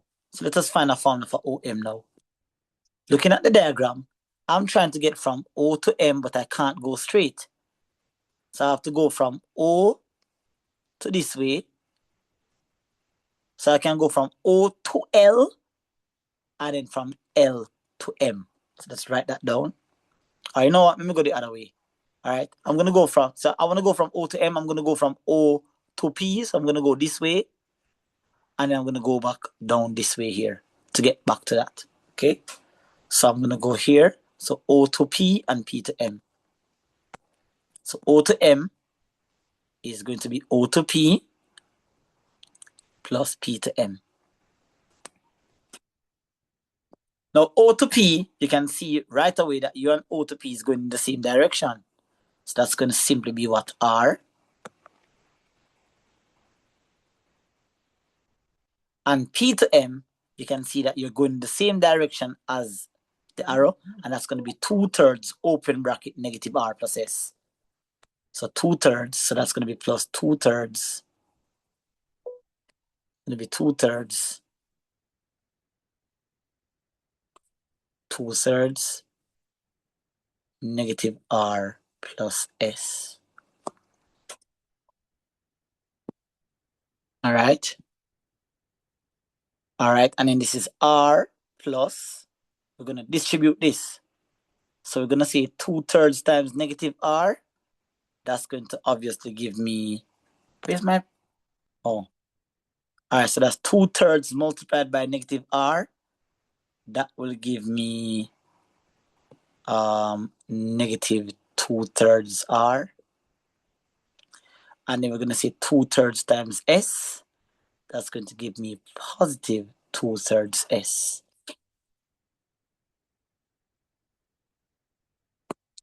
2/3 S, pardon me. All right, lovely. And now we know that there's a 1 in front of the R. And once a fraction, remember we spoke about this earlier, if you have something over something, just put that other something over 1 and find the LCM for that. Because this S here has no like terms. So you have to leave that S alone. So the LCM here is 3. All right. For those who know how to subtract fractions in your head, right? I know the answer is 1/3, but for those who don't know how to do it, I'm working it out for you. 1 into 3 goes 3 times.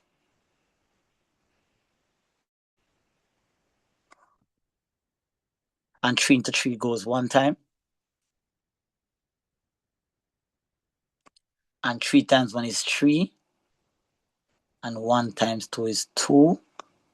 So then my final answer for this question is 3 minus 2 is 1.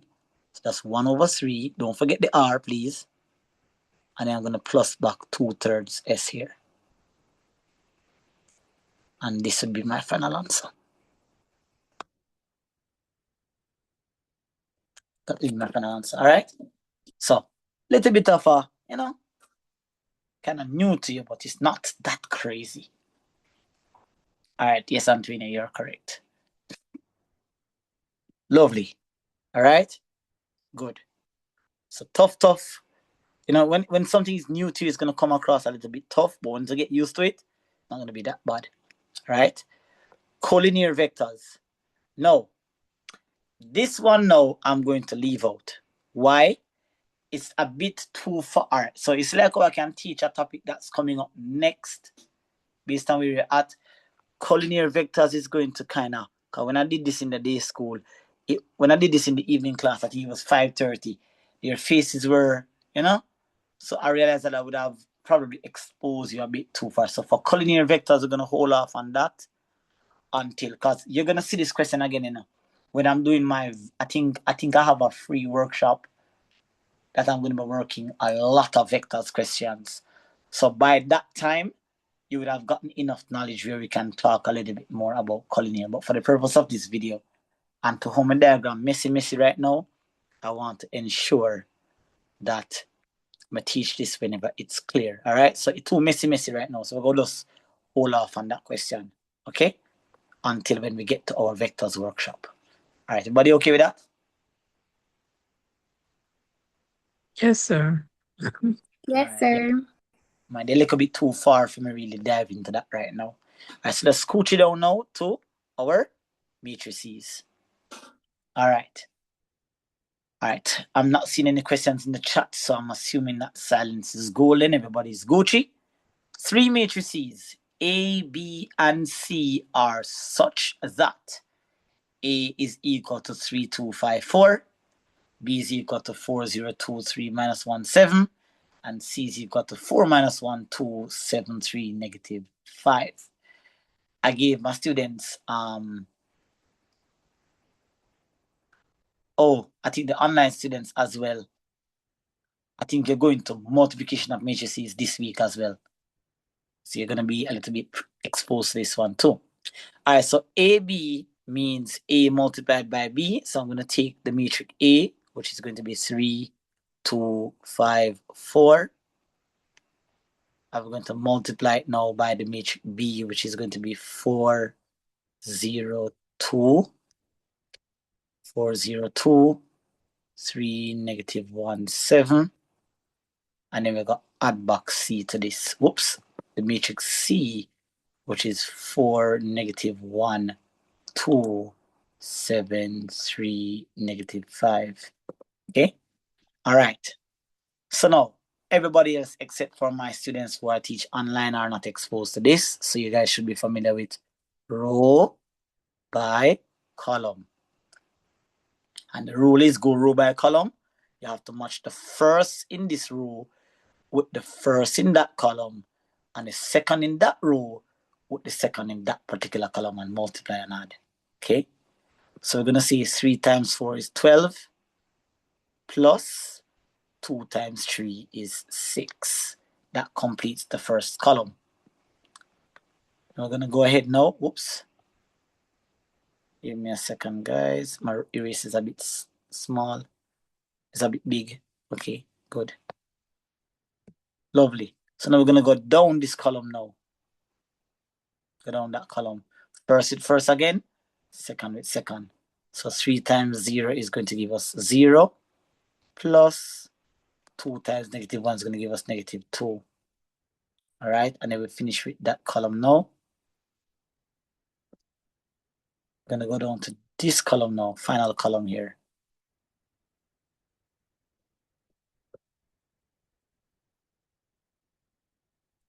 I'm going to go first with first again and second with second. 3 times 2 is 6 plus 2 times 7 is 14. So we have completed the first row with all 3 columns. So what are we going to do now? We are simply going to go ahead and use the second row now.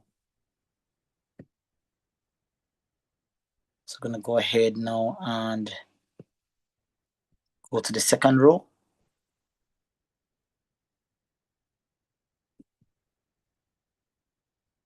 And then we're going to go back down the columns again. So 5 times 4 is 20 plus 4 times 3 is 12.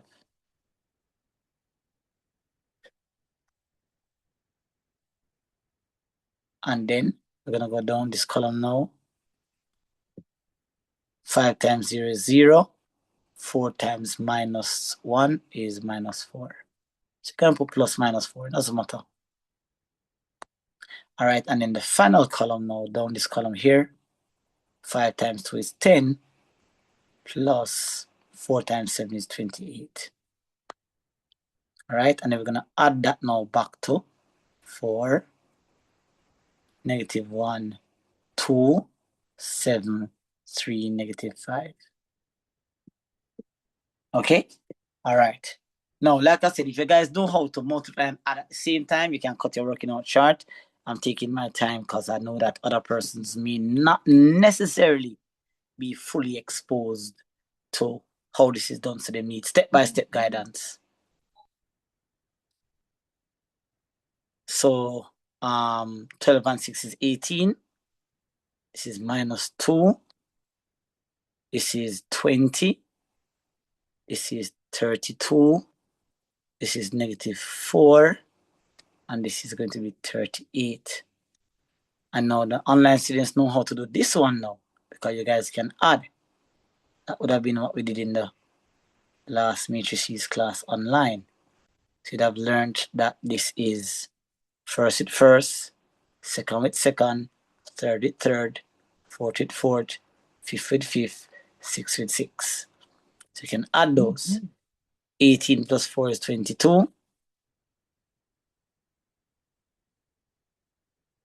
Okay, 22. -2 plus -1, use up your calculator, -3. 20 plus 2 is 22. 32 plus 7, that's 39. -4 plus 3 is -1. And 38 minus 5 is 33. All right, any questions on that?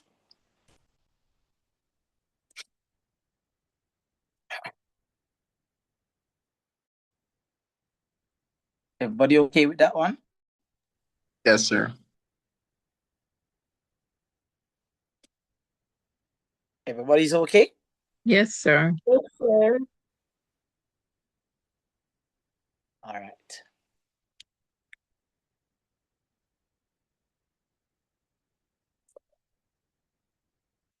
All right. Now, again, students online, remember this online marathon is really for you, it's just that some of the other students decided to join. So you're being pre-exposed. Now, there's this thing that we call inverse. You're the only group that hasn't learned it as yet, but everybody else knows about the inverse. So the inverse now is going to be, we need two things to find the inverse. We need something known as a determinant.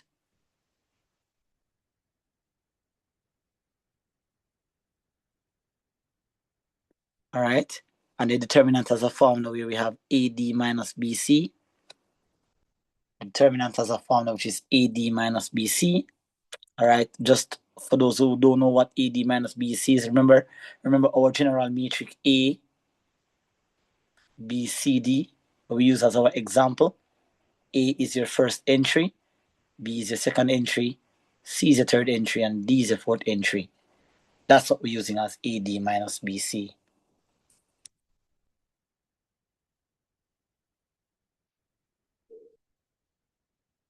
All right. And in addition to finding the determinant now, we need another thing with them called the adjoint. And the adjoint now is where we just kind of rearrange the metric a little bit. So for the adjoint now, let me just go back to this. For the adjoint, if we have A, B, C, D, then what we do here is the rule states that we interchange the A and the D. So we're going to interchange this. And then we're going to change the signs of these right here. So we're going to change these signs. That's the rule. But you guys online will learn this. So you're going to change the signs here, change signs. So once we have those little tools back down here. So with the adjoint now, let us go ahead and process the determinant. Give me a second here.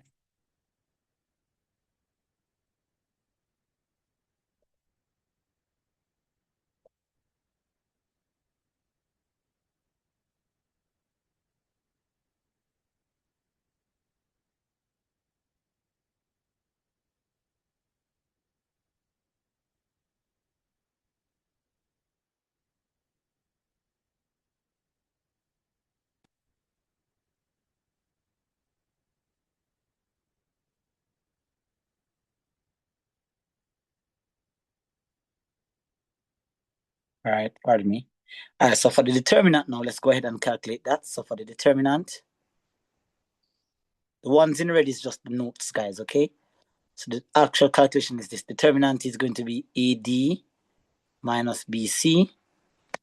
And so AD, A is going to be using the metric up here, the metric A up here. This is the metric that we're using. Sorry, I got lost in the explanation. So the metric that we're using right here, you must be wondering where's A. That's the A that we're using up here, 3254. Just write it here, 3254.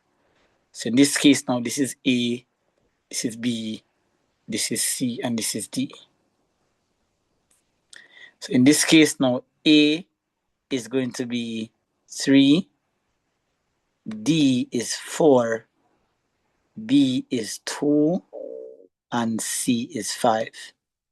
So the determinant of this is 12 minus 10, which is 2. So that's the determinant. Now for the adjoint now, so for the adjoint, as we suggest right here, we're going to switch up the A and the D. So I'm going to switch up the 3 and the 4. We're going to end up with 4 up top and 3 down bottom. And then we're going to change the signs of the 2. So the positive 2 becomes minus 2, and the positive 5 becomes minus 5. And that's the adjoint. So in conclusion then, right, what is the inverse? Inverse is equal to 1 over det times adjoint. So it's 1 over det times adjoint. That's the formula. So therefore, the inverse in this case, which is A inverse, is going to be 1 over the det that we got, which the det is 2.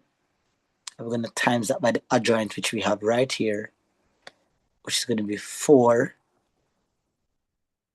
negative 2, negative 5, positive 3. All right? And then all you have to know is just find half of those numbers. Now, the trick in this is finding half of the number is just putting the number over 2. So when I say half of 4, I'm going to get 2. So half of 4, half times 4 is 2. Half times minus 2 is minus 1.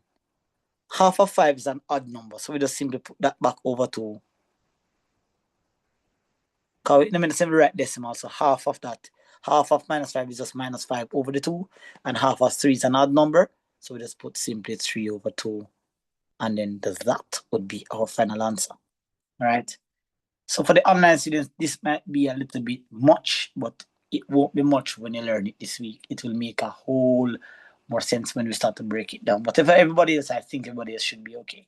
I think so. All right, because this was actually taught as a lesson. And like I said, you can give yourself a chance by going ahead to watch those previous videos that I have posted. Okay, so that is it for the inverse there. All right. Now this one here is saying write down the 2 by 2 metric that represents the metric product A times the inverse. This is what we refer to in matrices as a metric proof. So this is a topic that you will learn about 2 particular proofs in matrices. So whenever you take a metric and you multiply it by the inverse of itself, or the inverse of that same metric, we get something known as I. And what does I is, or what is I? I is the metric 1, 0, 0, 1. So it is what we call a known result. It's what we call a known result. So it's not something, I mean, you can work it out, but look at the mark. It's 1 mark, so there's no need to work it out.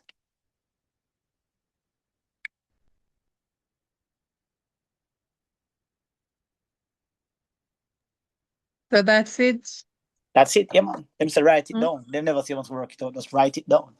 So that's why it's called a known result. It's not something where you have to work out for proof. Sometimes they ask you to prove it, though, Sometimes they will ask you to prove it and give you 3 marks for it.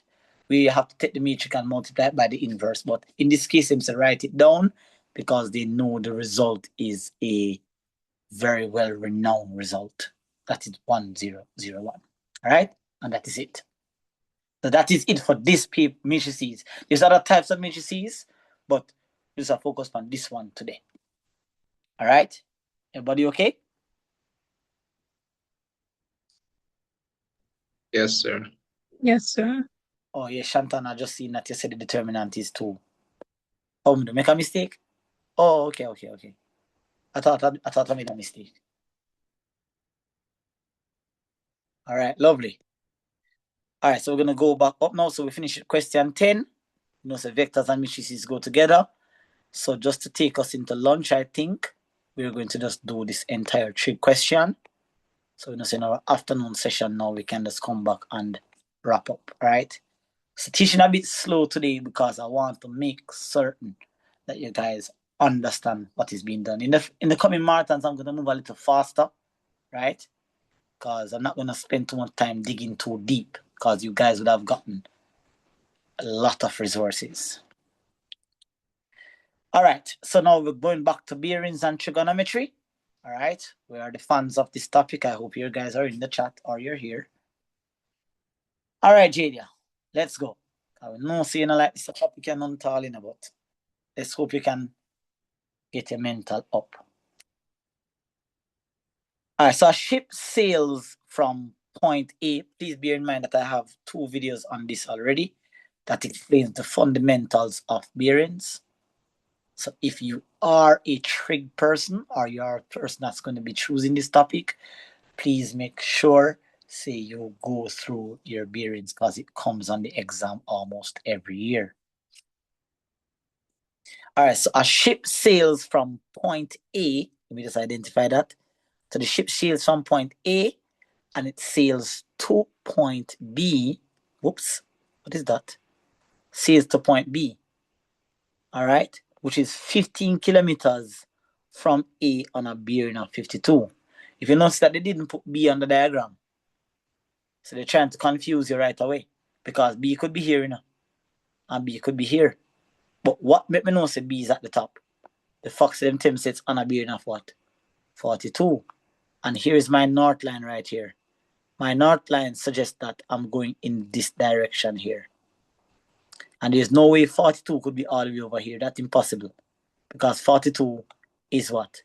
Less than 90, and that would be a 90 degrees. So right away, I think everybody should figure that out, why I put B up there. So them say the ship sails from point A, which you can evidently see right here.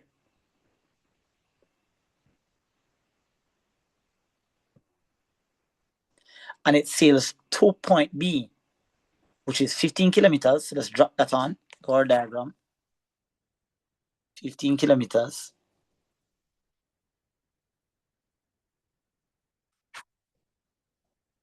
And it's sailing. So it says from A on a bearing of 42. So remember, bearing is measured in a clockwise direction. So from north come round so. That would obviously have to be my 42 degrees here. That's my 42 degrees. All right, so I would have taken care of this part of the information. All right. The ship then sails. So now we know it's at B now. So the ship then sails now.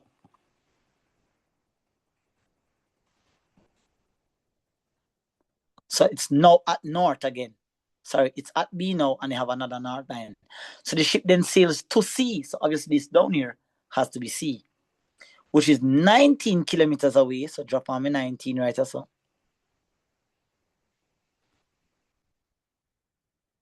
2 point C, 19 kilometers away from B, and on a bearing of 130. A bearing is measured in a clockwise direction from north. So that simply means that from north come right round to here, so has to be my 130.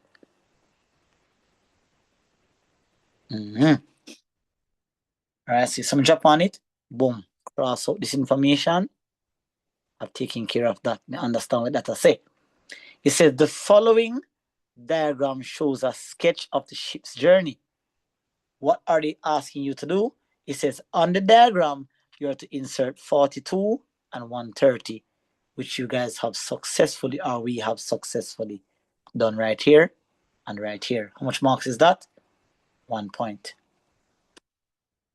Now, to get the 2 points now, we need to calculate the distance between town A and town C.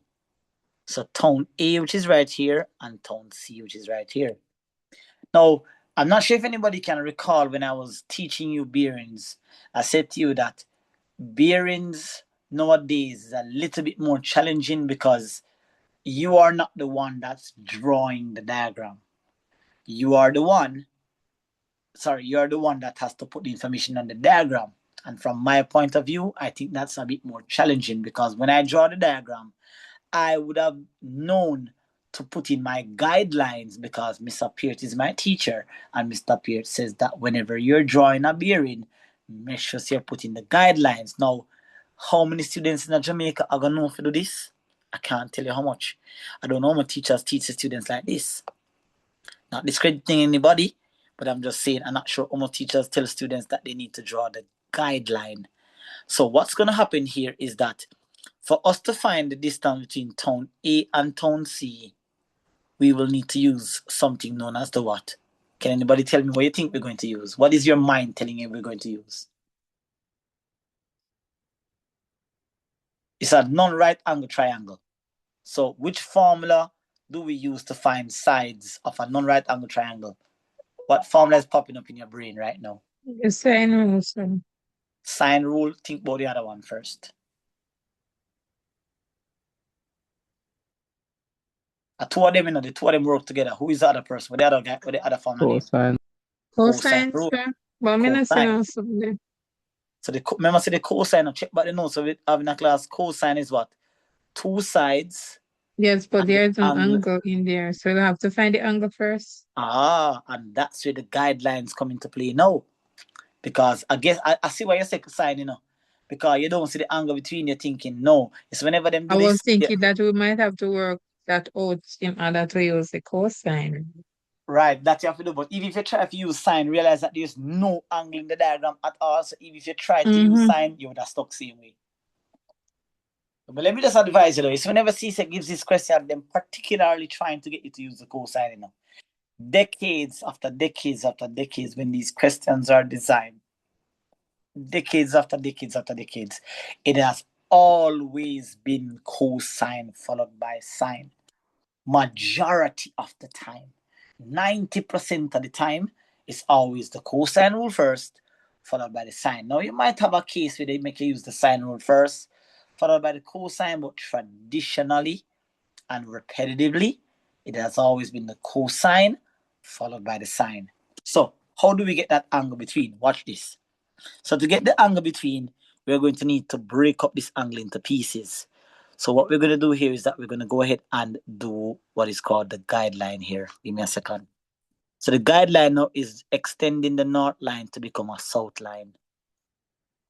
And we're going to call this south, right? So don't put it on, and that make the question hard.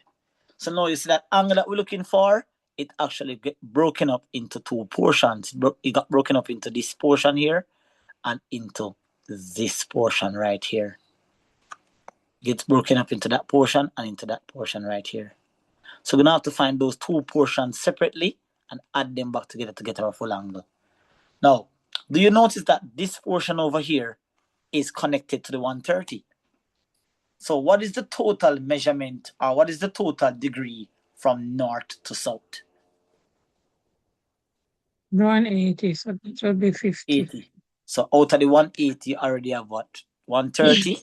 So we can confirm that this angle over here is what? 50. You see, if we were drawing the diagram, we would have found that 50 long time, you know, because we wouldn't have drawn our diagram without a guideline. All right. Now, the next thing now that I want to ask now is the angle over here. How do we find that angle over there? There's a particular letter of the alphabet that I always talk to you about. Can you recall what that letter is? Correct. Auntie Large. Not even give me a chance when we don't ask the question. Yes, correct. The Z angle. Me not even done right. Me not even done ask the question like the girls in that chat. It's crazy. So watch now. Z here. That's the Z angle. It's a common concept that we use, Z angle. And so when you have a Z angle, or what's another name for Z angle? What's the correct or the mathematical name for Z angle? Correct again. Alternate angle. Alternate angle, they are equal. So what that means is that the angle down here is going to be the exact same angle down here. Therefore, if this is 42, this angle right here must also be 42 degrees. So what's the total angle now, Miss Gentles? 92 degrees. Almost a right angle triangle, but not a right angle triangle. All right, so now that we have the angle between now, ladies and gentlemen, let us just quickly, in the exam, pressure reach you know see a cosine rule you must use, but your brain stop work on a sudden. So you know what you do? Run, go back up here, so. No problemo. No problemo. No problemo, no problemo, no problemo. No problemo. I shouldn't be doing this, you know, but I just want you guys to connect with the mathematics. This is what you have to do in the exam. Skip your pages. And when you go down there, guess what you see? Lovely formula right here, cosine rule. Now, even though you then put A first, B second, and it's just to keep it organized, you know? They might try to make it look like I want ABC concept. But when I'm in the because of how I learned it, I learned to put C at the front, A and B after that. It doesn't matter. It's just that the letter at the front will represent the letter at the front will represent the side that you're looking for. All right, that's all that it means. So if you want to use it that way, no problem. So then I'm gonna say using, you don't have to write using, you know, but I'm just being articulate. So using cosine rule, C squared is equal to A squared plus B squared minus 2AB times the cosine of theta. All right, lovely. All right, now remember that C is always, well, in the event that you're looking for a side, C will always be your unknown side. But there are going to be cases where you meet upon where the sides are not unknown. So in this case now, C can either be the unknown side or C is going to be the side that is facing the unknown angles. All right? So therefore, in this case now, the side is unknown, so we're going to call this AC squared. Okay? And then now we end up with A. Let's go back to our diagram now. Any one of those can be A, so that's going to be 15 squared minus, not minus, sorry, plus 19 squared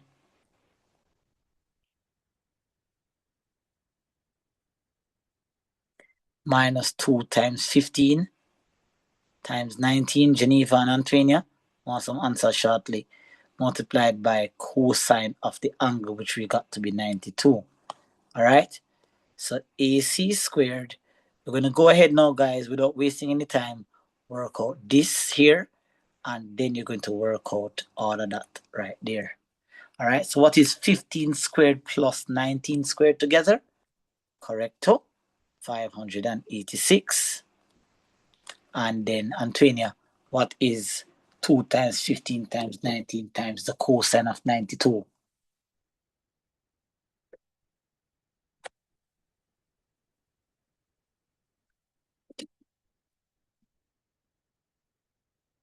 All right, just a minute. I see 19.89. Give me a minute. Give me a minute, guys. I'm coming.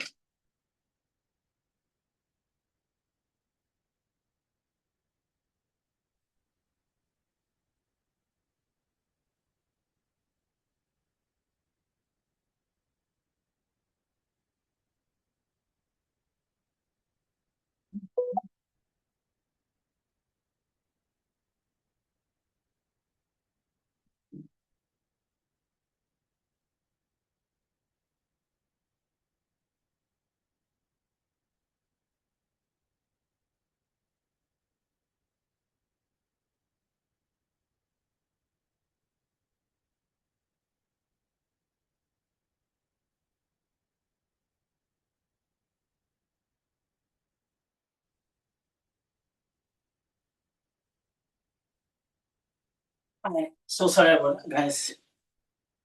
All right, so you said it was what? 19.8927. All right, once, is it right? So subtraction is odd. It's odd, right? It has to be odd because when you find the cosine of 92, is it plus? It's positive, right? Yeah, because the cosine of 92 is a negative number. Yeah, it's positive, right? Good, thank you.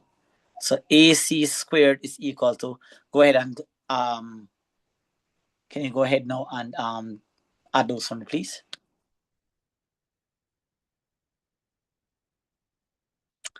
605.89. Good. And therefore now we need to find AC now. So to get rid of the square, we're going to square root. So we're going to square root the 605.89. And how much you got? 24.6, correct. 24.6. Everybody else can just verify as we go along. All right, just in case there's any error.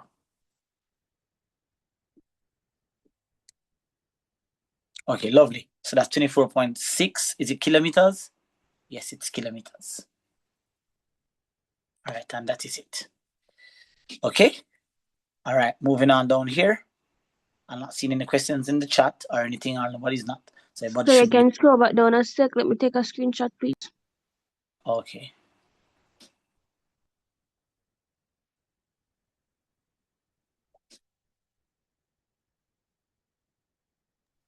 Thank you.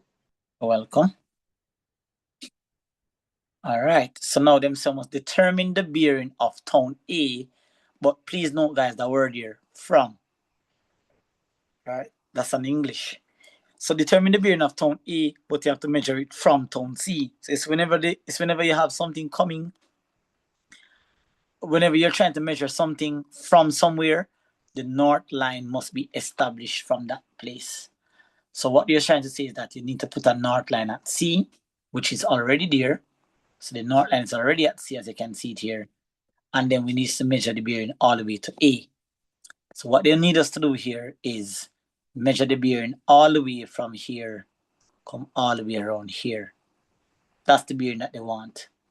All right, all of that bearing there. Let me just clean it up a little bit so you can see clearly. Clean up this right so. So what they want, ladies and gentlemen, is they have a north line already here. So there's a north line already here. And what they want is the bearing from north, come all the way around, back to A. All right, and nobody gonna talk about this at 90. Please don't do that. There is no evidence. You cannot say that this line is 90. And remember, it's not drawn to scale. So you can't make that assumption. All right. So now to find all of that bearing outside, what we can do is that we can actually find this angle here. All right. So let me see if we can improvise now. There's no formula to calculate an angle on the outside. But we can find this angle here. And we can find this angle here. And then subtract it from 360. So where did you get the 360 from? The 360 is for the total angle around the north line. So because we want the one on the outside, we just have to find the ones on the inside and subtract it from 360. Now this one is easy to find. Why? Because it once again forms another Z. So if you look carefully here, that from here, so if you look again, that from here to here forms another Z.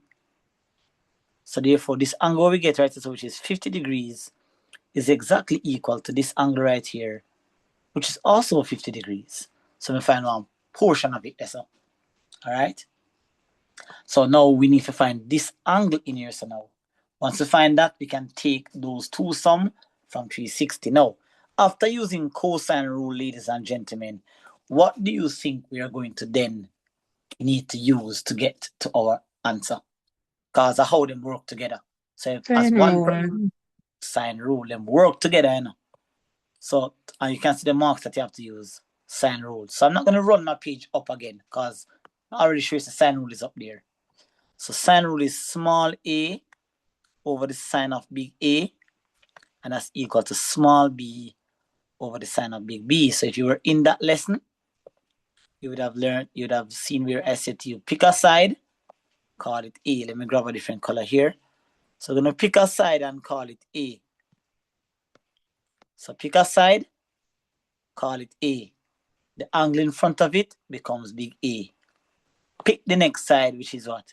B, and pick the angle in front of it and call it big B. So, sir, why I never choose the 19? Because I don't have the angle in front of 19. So, sir, why you don't take the 42 from 90? You cannot assume that the angle is 90. There's no evidence to say that. So I'm just answering the questions that you guys should be asking me. Okay, you're not asking me the question. I know what you should be asking me. So I'm answering them from now. So, sir, you don't have AB. Of course I do. So, I have AC. sir, question. Yes. Where the big A is on that straight line, it will be Right, one. sir? Yeah, because seeing that it's angles on a straight line measure 180. Angles in a straight line if it's straight, so. So on to the part over here, sir. Yeah. All So right. you couldn't say that at 180. There would have been a straight line. This is a straight line, but it's not complete. I see I want other piece over there too. All right.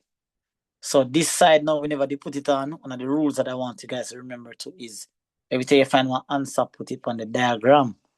I say when it's missing of the diagram, you're gonna feel like the question can't work. So now we have everything. We have B, we have the angle in front of B, and we have A, and we're looking for the angle in front of A. So we're gonna have what now? 15 over the sine of theta. So 15 over the sine of theta is equal to 24.6 over the angle in front of that is going to be 92. Sine of 92. So go ahead for me, guys, and work out what is 24.6 divided by sine of 92.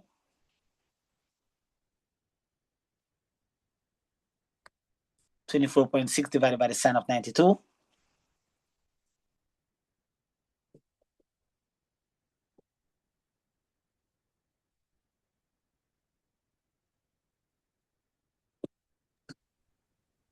Where's the chat? Persons are in the chat talking?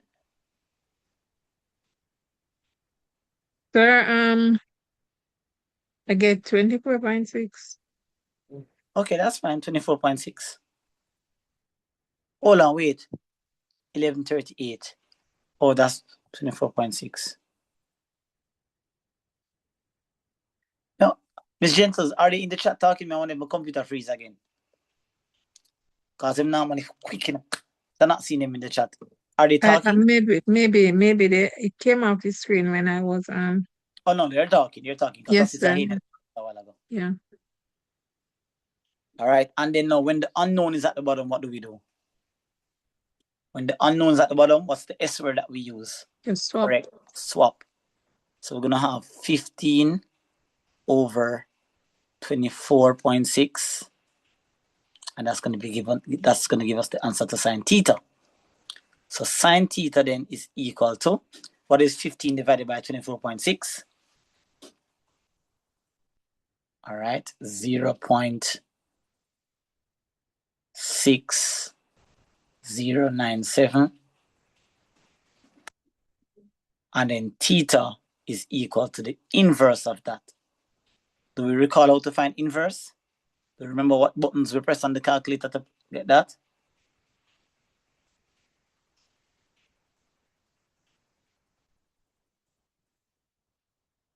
We press shift and then we press sign and then we type in the number. What do we get for our answer? All right, rounded off to the nearest degree is approximately 38 degrees. 37.6 is still a decimal, so we want an answer there, 38 degrees. All right, so that means this angle up here, right in here, is 38. So the angle in here is 38. That means the entire angle over here. So this angle in here is 38. That means the entire angle right here is 88 degrees. So now if we want to find the one on the outside, which is what they're asking us for, we'll just subtract 88 from 360. Therefore, we don't know. So therefore, the angle here is going to be 360 minus 88. And what's the angle? 272. 272 degrees. All right, that is it. All right, so that is how you attack questions like that, ladies and gentlefolks. All right, and just to take us into lunch, I'm going to wrap up this circle theorem. I'm also going to have a circle theorem because it's a topic that CSEC now stop send come, which means that it's a topic that has been plaguing students for decades. So they now stop send it come until them final say, I'm going to answer it. So I'm going to have a workshop specifically designed for this so you guys can get used to how to answer the questions. All right, 50 minutes to the lunch period. The points LM and P lie on the circumference of the circle whose center is O. All right, nothing much there. Can get from that. All right, the only thing that I can get from this, ladies and gentlefolks, is if there's a center, chances are, if you notice when I'm reading the questions, as soon as I read anything, I cross it out. Once I cross it out means I understand what I say. So them time say there's a center, chances are there are going to be either diameters or they're going to be radius. So right away I can see that this is a radius. I know that this is a radius as well. I know that this is a radius. And because I know that there's two radius, I know that this shape right here is an isosceles triangle. So one line alone will tell me a bug of different things. So right away I know that that's an isosceles triangle. All right. Sir, Yes, talk to me, L G. to M wouldn't be a radius. The M, L to you M. L to M, no, L to M would be a chord. Because for it to be a radius, it has to come from the center. That good? Yes, sir. All right, cool. So L to M would be a chord. All right, let's continue. It says the line NP is a tangent. So NP, that's something I don't know, so is a tangent. All right. Once it's a tangent, guys, chances are there's a line that's going to meet it. So right away, the facts them tell me that, I already know that right as a 90. But once it's a tangent, I see one line that comes straight down towards it, chances are that line, when it touch it, it's going to be what? 90 degrees. So right away, we know some information. So let me clean up my diagram a little bit. Let me clean up my diagram a little bit here. So let me put on the information that's important. So what's important here is that right away, I know right answer is 90. And I also know that this is 90 because I know that the diameter makes an angle of 90 at the circumference. We know that. So that's what I know for sure. All right. And then now I know that this side, or let me use red instead. So this side and this side and this side is equal. So if you notice, as soon as I read the information that they're giving me, I'm using the information to understand the diagram. I don't make the diagram lead me. I try to interpret what the diagram is saying right away. All right, so we can cross out this now because we understand what that means. The line PL is a diameter. This is the line that created this angle right here, which is 90. Now put on the 90. It's if I'm tell you that, it's if I'm try to let's say the angle, the diameter is there, they're specific, they might try to let's say 190-degree angle is there. And for them to let's say there's a tangent, look for one line where I come straight down, come hit it to form that 90. So those information that you see I've indicated on the diagram is as a result of me reading and interpreting what they're trying to tell me. And them say one angle test at 24, so that's fine as well. Now it says calculate the value of each of the following angles, and you have to show detailed working out where necessary and give a reason to support your answer. So they want you to find the angle PON. Find the angle PON, P-O-N. So the angle PON is the angle at the center, right here. All right. So the angle at the center right here, angle PON. Now, if you look at this here, I want you to look at this triangle that I'm going to highlight here for you. Look at this triangle here in green.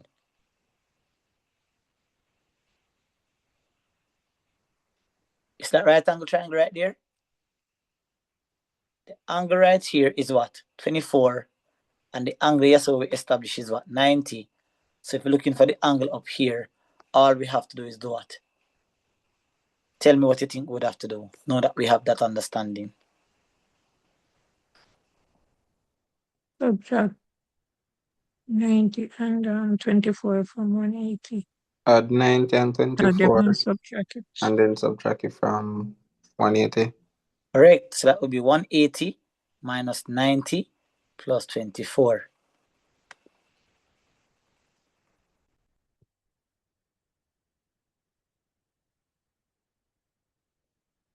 So then you end up with 180 minus. Yeah, man, I see Anthony and Jenny, I see you, man. Sometimes my head is down, so I'm not looking at the chat always. So that's 114. So the answer is going to be 66 degrees. And what's the reason for that? What do you think the reason for that? Where that 180 they come from? Why you come up with 180? Where that 180 come from?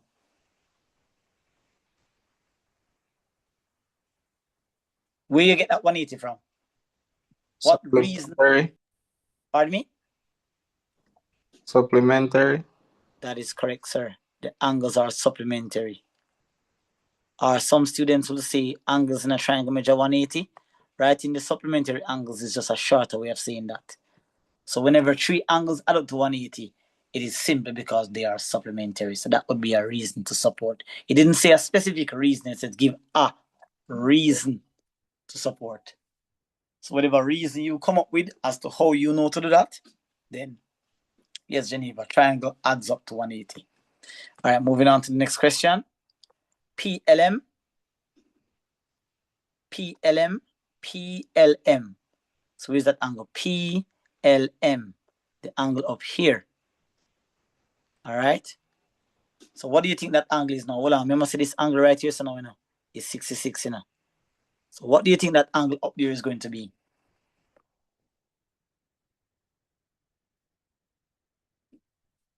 Is a theorem that we talked about. It's Go back called on the diagram, there, please. Go on again. Me hear somebody else say something. 64? No. Is it half of 66? It is correct. It is half of 66. But what's the reason for that, Jadia? Angles at the something times 2 something. I don't remember how it- Complementary. No, it's Not angle at the complementary. diameter is angle at the circumference. I think it says something is 2 times the angle at the something. Something like that. Not sure. Two All right. times the angle at the center. Because you go by it up your tongue, just simply write central angle theorem. Don't want to kill off yourself. All right. Yeah, man. There's somebody that do all of that, the extra talking there. You bite your tongue. So just write central angle theorem. That's it. Nothing crazy. Central angle theorem. So just revisit back the circle theorems, guys, and you'll see that from central angle theorem, that explains that the angle at the center, it is twice the size of the angle at the circumference. All right? That's it.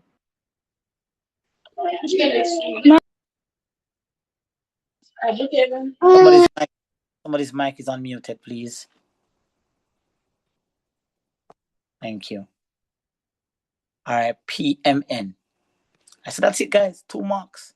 1 mark for the reason, 1 mark for dividing by 2. That's it. PMN. So put in the angle right here, please. That's 33. All right. Now the angle next now is PMN. PMN. So PMN, that's the angle right here. All right. So what do you think that angle would be now? PMN.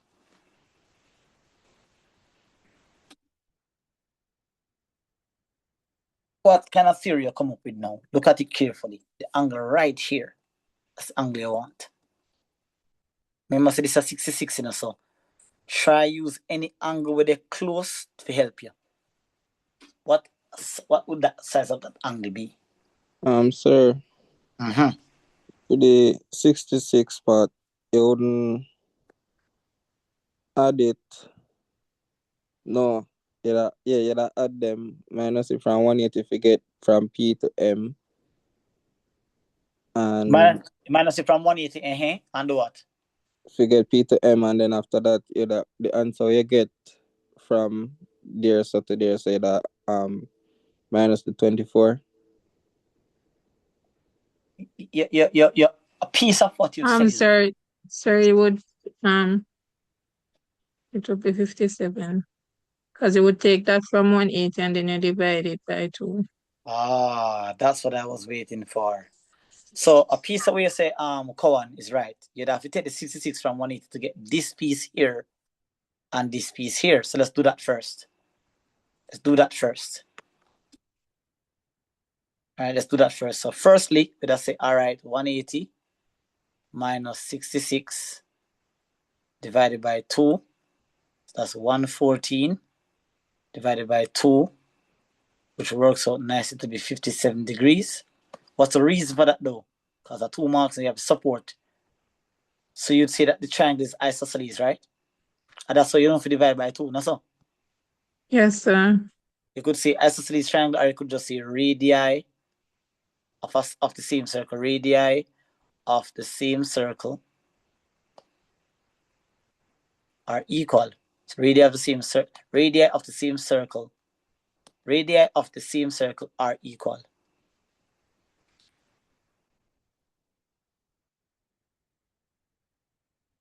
So radii of the same circle are equal. All right, and once you have that now, so we know so this is 57. Come on, if you say you can manage it now. Now that you know so this is 57 now, what then would be the angle over here? I'm giving you a little hint. I'm going to give you a hint shortly. 33, so. Just look a corner right here. 33. So right there, so with the kind of In the corner there, revolutionary. 33, and then add it to 24. No, so I must say the angle you want to know, Miss Gentles. This is you want to know. So, which Sir, angle you need, sir? The one, yeah, PMN, the one we just highlight, that one here. PM. N, right? Sir, So so where you drawing the thing from up as the center? no, that's a clue. I'm giving you a clue. Come on, we know see you answer the question. Go ahead. That 166 plus the 24. You're gone again. No. Giving a clue. The green line is the clue to finding that angle. You just find the 57, you know. So me give you a clue by drawing that green line. Oh, Lord Jesus, sorry, Antonia. Yes, correct. 180 minus 57, 123. Come on, you see the straight line. Yeah, me look on it say angle could have be revolutionary too. No, but revolutionary would have be 360. I just the other half of the 57 want, you know, at the other side of the 57. Remember that the 57 and the angle you're looking for is on a straight line. So if you have the 57, all you need at the next side of the 57. So if you're looking at the chat, you'll see Antonia set up the working out. So therefore, the angle that you're looking for, which is angle PMN,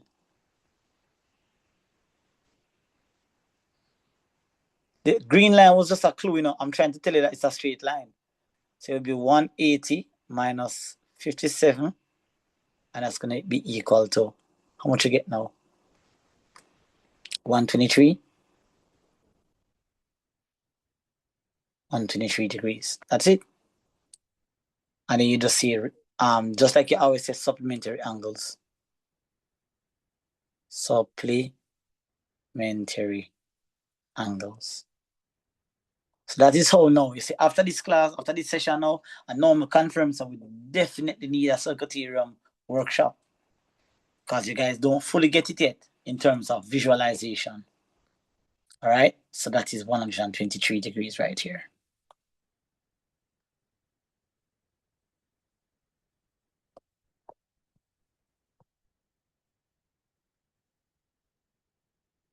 All right, is there any more?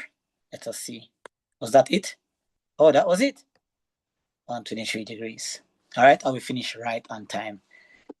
First 4 questions. All right, we're gonna have a lot of work to do in. Sir, there was another way that I was working it, and I was getting the same answer. Oh no, if you get the same answer, that means But there is some mathematical truth to what you're doing. So if you got 123, chances are what you did, you got it right. Okay, you have other theorems too, you have other methods you could have worked it out. You could have add 66 and 57 and get 123 too. But do you know the theorem that says that? That's the thing. So whatever you do, you have to have a reason to back up what you did, All right? Yes, sir. All right, for your theorem, you're good to go. All right, ladies and gentlemen, so we're going to be taking a break for 1 hour and 15 minutes. So we will be back here at 1:15. Because normally that's the amount of time I give you for break. So we'll be back here at 1:15 p.m. and we'll pick up to work out the other 6 questions. All right? All right, y'all take a break. I'll see you guys shortly. Okay, sir. All right, sir.